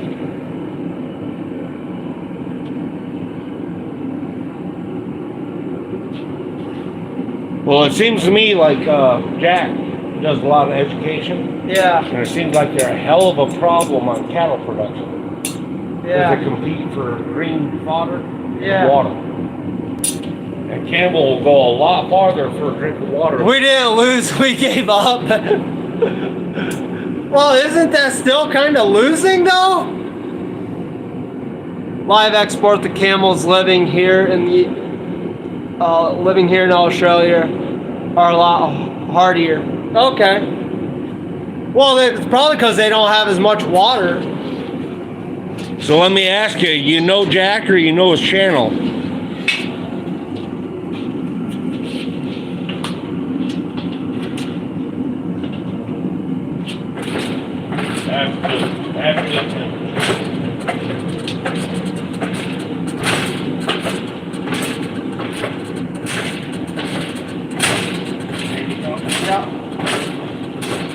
Feel that damn squish right now. Don't hit the transitions.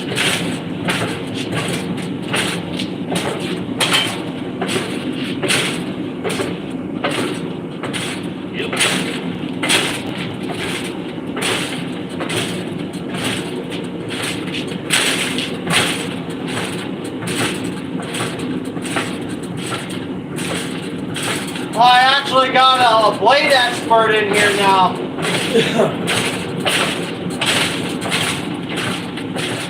So am I doing it right? Am I doing it wrong? Sam? Am I looking like a noob? I am noob. I have no idea what I'm doing. I've exported camels. I know Jack. Met him once.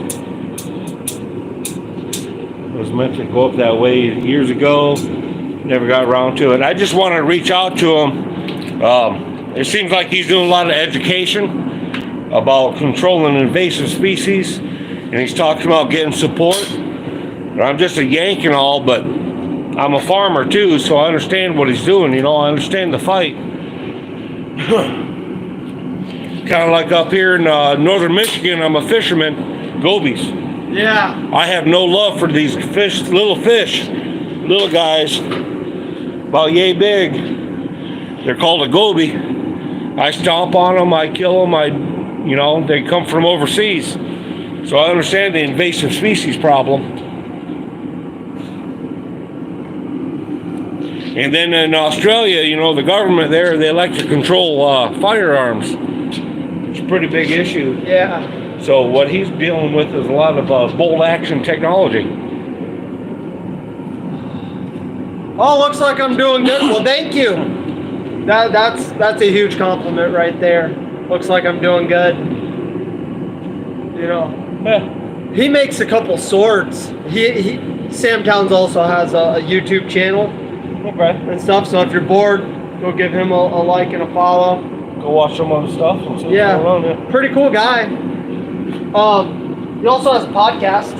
Yeah. So if you're bored and want to listen to a podcast, I'll go watch YouTube, but I don't do much with podcasts. Yeah. I really don't. I'm more watching the guy work than talking about, listening to him talk about it. Yeah, I gotcha. Yeah, with the whole camel issue.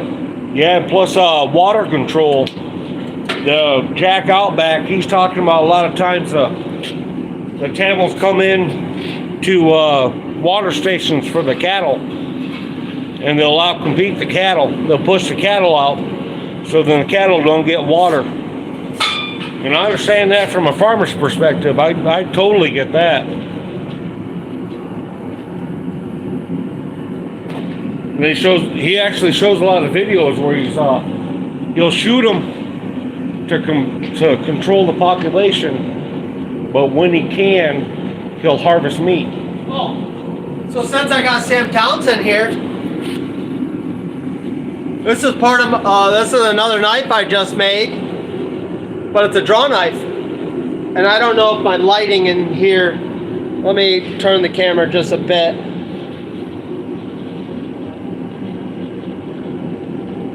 There's a draw knife I made.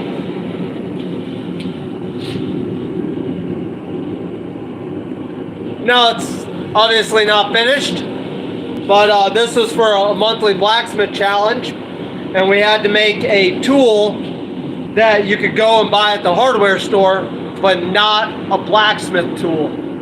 So I decided to make a draw knife, and this all started off as a lawnmower blade.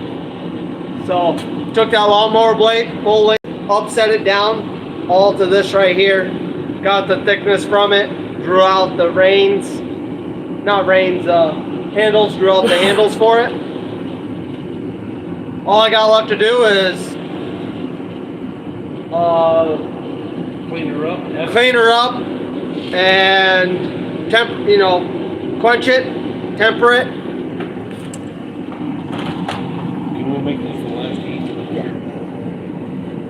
So this is going to be the last heat of the night, guys. Last heat of the night.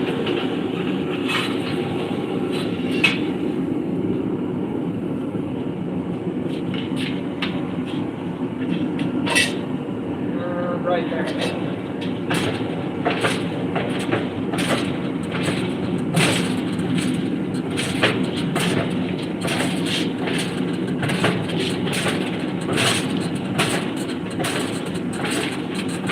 How much that handle's curling over? Yeah. That's telling me we're stressing a lot. Get some good length.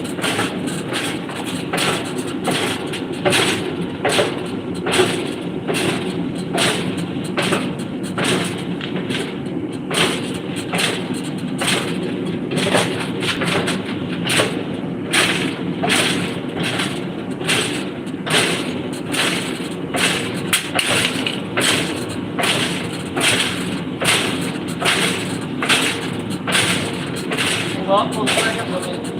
Okay. We're down to this much fetish. Yeah. I'm just trying to straighten it out. Yeah.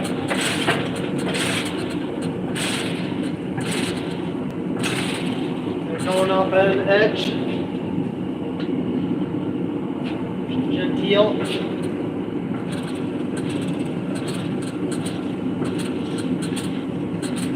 We had a little rhombus going, but that was from our cut.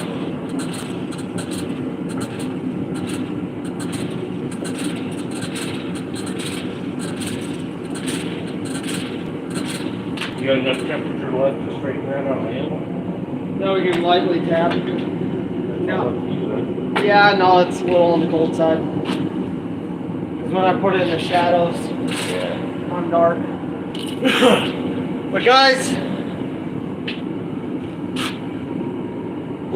I brought that off cut right here.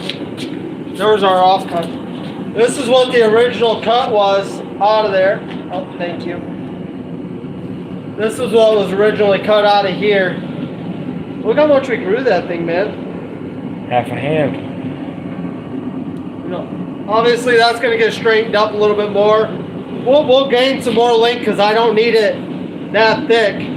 Because this thing is getting scales on it. Full tank. So, a little warm. Still a little warm. Hey, that's warm. But yeah, this makes just night number 2.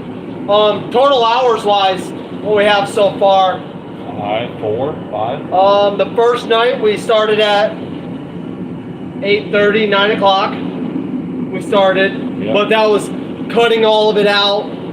That was all the rough work. The rough work. We really didn't do any drawing. We did a little bit of drawing, but not much. Not much to talk about. But we just took it and was doing our cutouts our first night. And then tonight we started at 9 and it's 11. So 9, 10, 11, 2 hours. So 4 or 5 hours all together. 4 or 5 hours so far. And this is where I'm at. Well, we are at, not me. I can't take all this credit of myself. So we are at this right here. And not too shabby. We'll come through. We'll give it a good heavy wire brush, get a lot of that pit scale off that's on there. I'll run a flatter over it, just smooth everything nice and out. We still do have some beveling to do, some hand bevel, gain some more length on our handle, straighten that up. We do want to have just a slight arc, correct? Just a ever so slight arch. A quarter was there. So, but for 4 or 5 hours worth of work, not too shabby. I'm going to throw this back in the forge, at least the blade side. I'm doing that. It's my fault.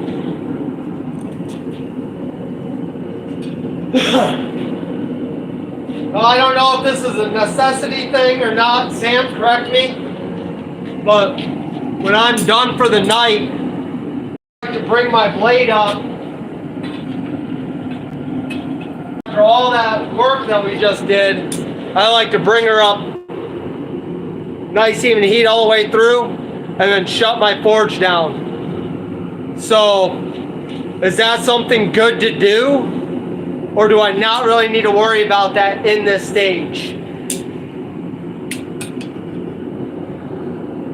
Let's see. The only potential issue I see is a square transition to the tang, but so long as you don't harden or at least back temper those shoulders, you should be fine. We cut that hole that's at round. That had a hole. It's still kind of squarish though. After we got done mashing, Yeah. And I see that. Yeah, that originally the corner in that tang was a center hole on the leaf spring, so we started with a round corner. We've changed it, moving material. But looks great thus far. Awesome. Hey Rob, how's it going? Rob, I didn't even know you were going live tonight. So he's saying it won't hurt it, but it isn't necessary. It's a stress riser. No, I'm saying for me tempering this back, letting it get up. Letting her go to bed cool. Yeah. Yeah, my welding history, we worry a lot about stress risers and square corners. So I understand that principle. You don't want square edges. Mother Nature don't make square edges. Kept it to Facebook, didn't even break out the fancy cameras with Rob Huff. So you weren't really doing much fancy things tonight then?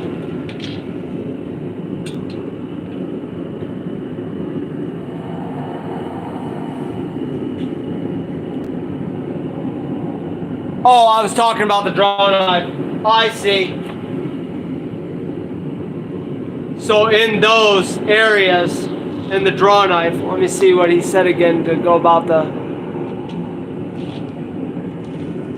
Okay, the only potential issue I see is a square transition from the tanks, but so long you don't harden or at least back temper those shoulders should be fine. I get it. No, right in here. Oh, okay. Those. Yeah, that would be a weak point. Yeah, but if I back temper from there here and let my temper colors run down, that softens that back up. Yeah. So I see that. Thank you. Yeah, I'm not a knife maker by any means. Love to learn. So you tell me something, I'm gonna put it to memory.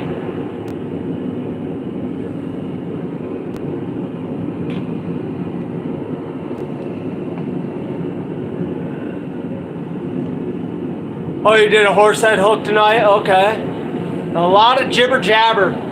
I think my little trademark, I'm gonna say, Alex Steele's like less yak and more whacking. And one thing I guess I catch myself saying is a lot less yammering and a lot more hammering. So show off your print. Oh, yes, thank you. Alex still does a lot less hammering these days. Because I got Sam in here. Oh, where did I set that off to? Right here. So Sam, in my CAT 3D class, I drew up an anvil and I got to print it. So this is a scale model of what I drew up. This is from my original. I scaled it down to 30%. So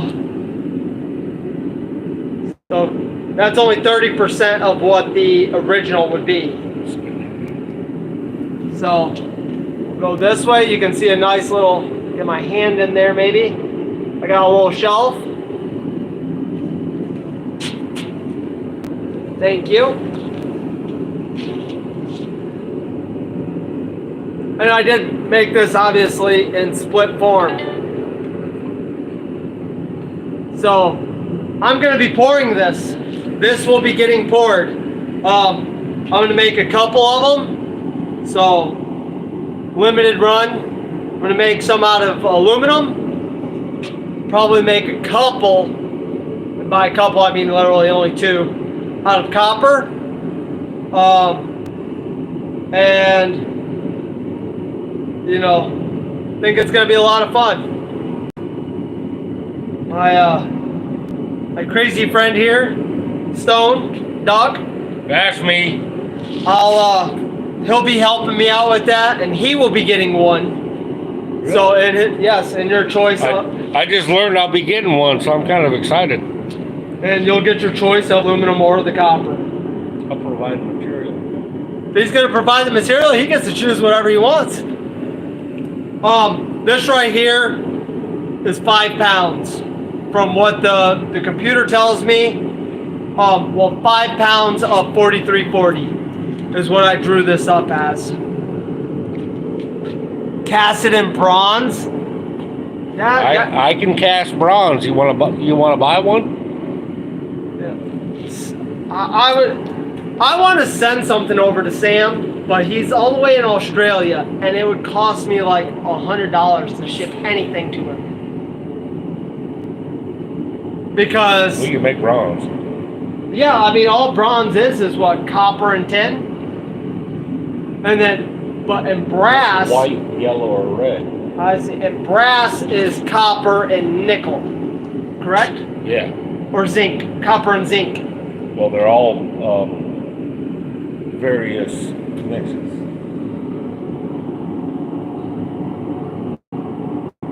Yeah, he would love to buy one. I want to charge Sam. Sam's. I think we can figure out a way. Is that fair to say? I can figure out a way to get him one. We can figure out something in the middle.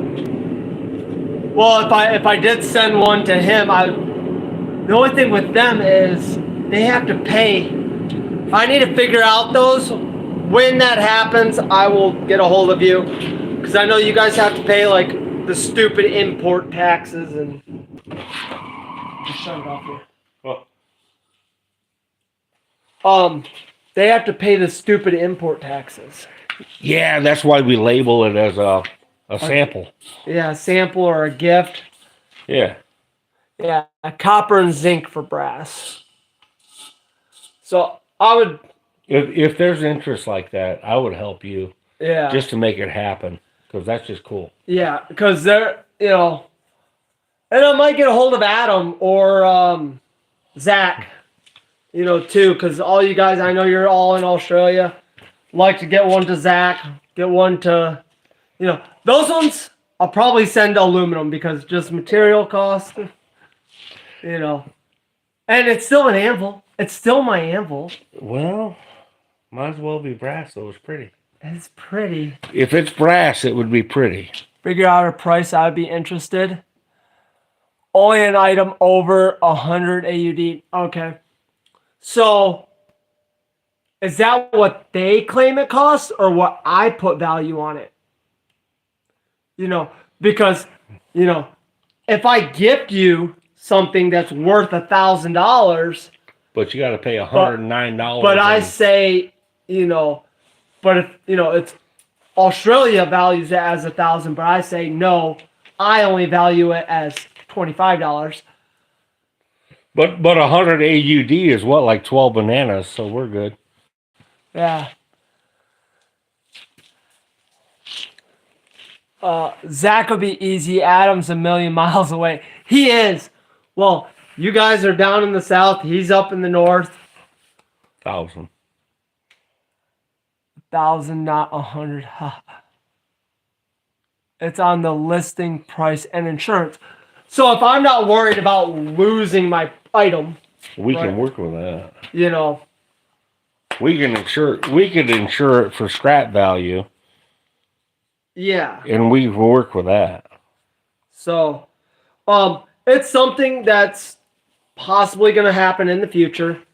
But if we pour one in bronze, it'll have to be gunmetal. It'll have to be sulfur bronze. That's as hard a bronze as it gets. Well, I don't expect anybody to be hammering on these things, and if it's bronze, come on now. I mean, it's got to be as functional as possible. We can pour it out of cast then. Cast iron is at least a usable item. We could chill face cast iron, yeah.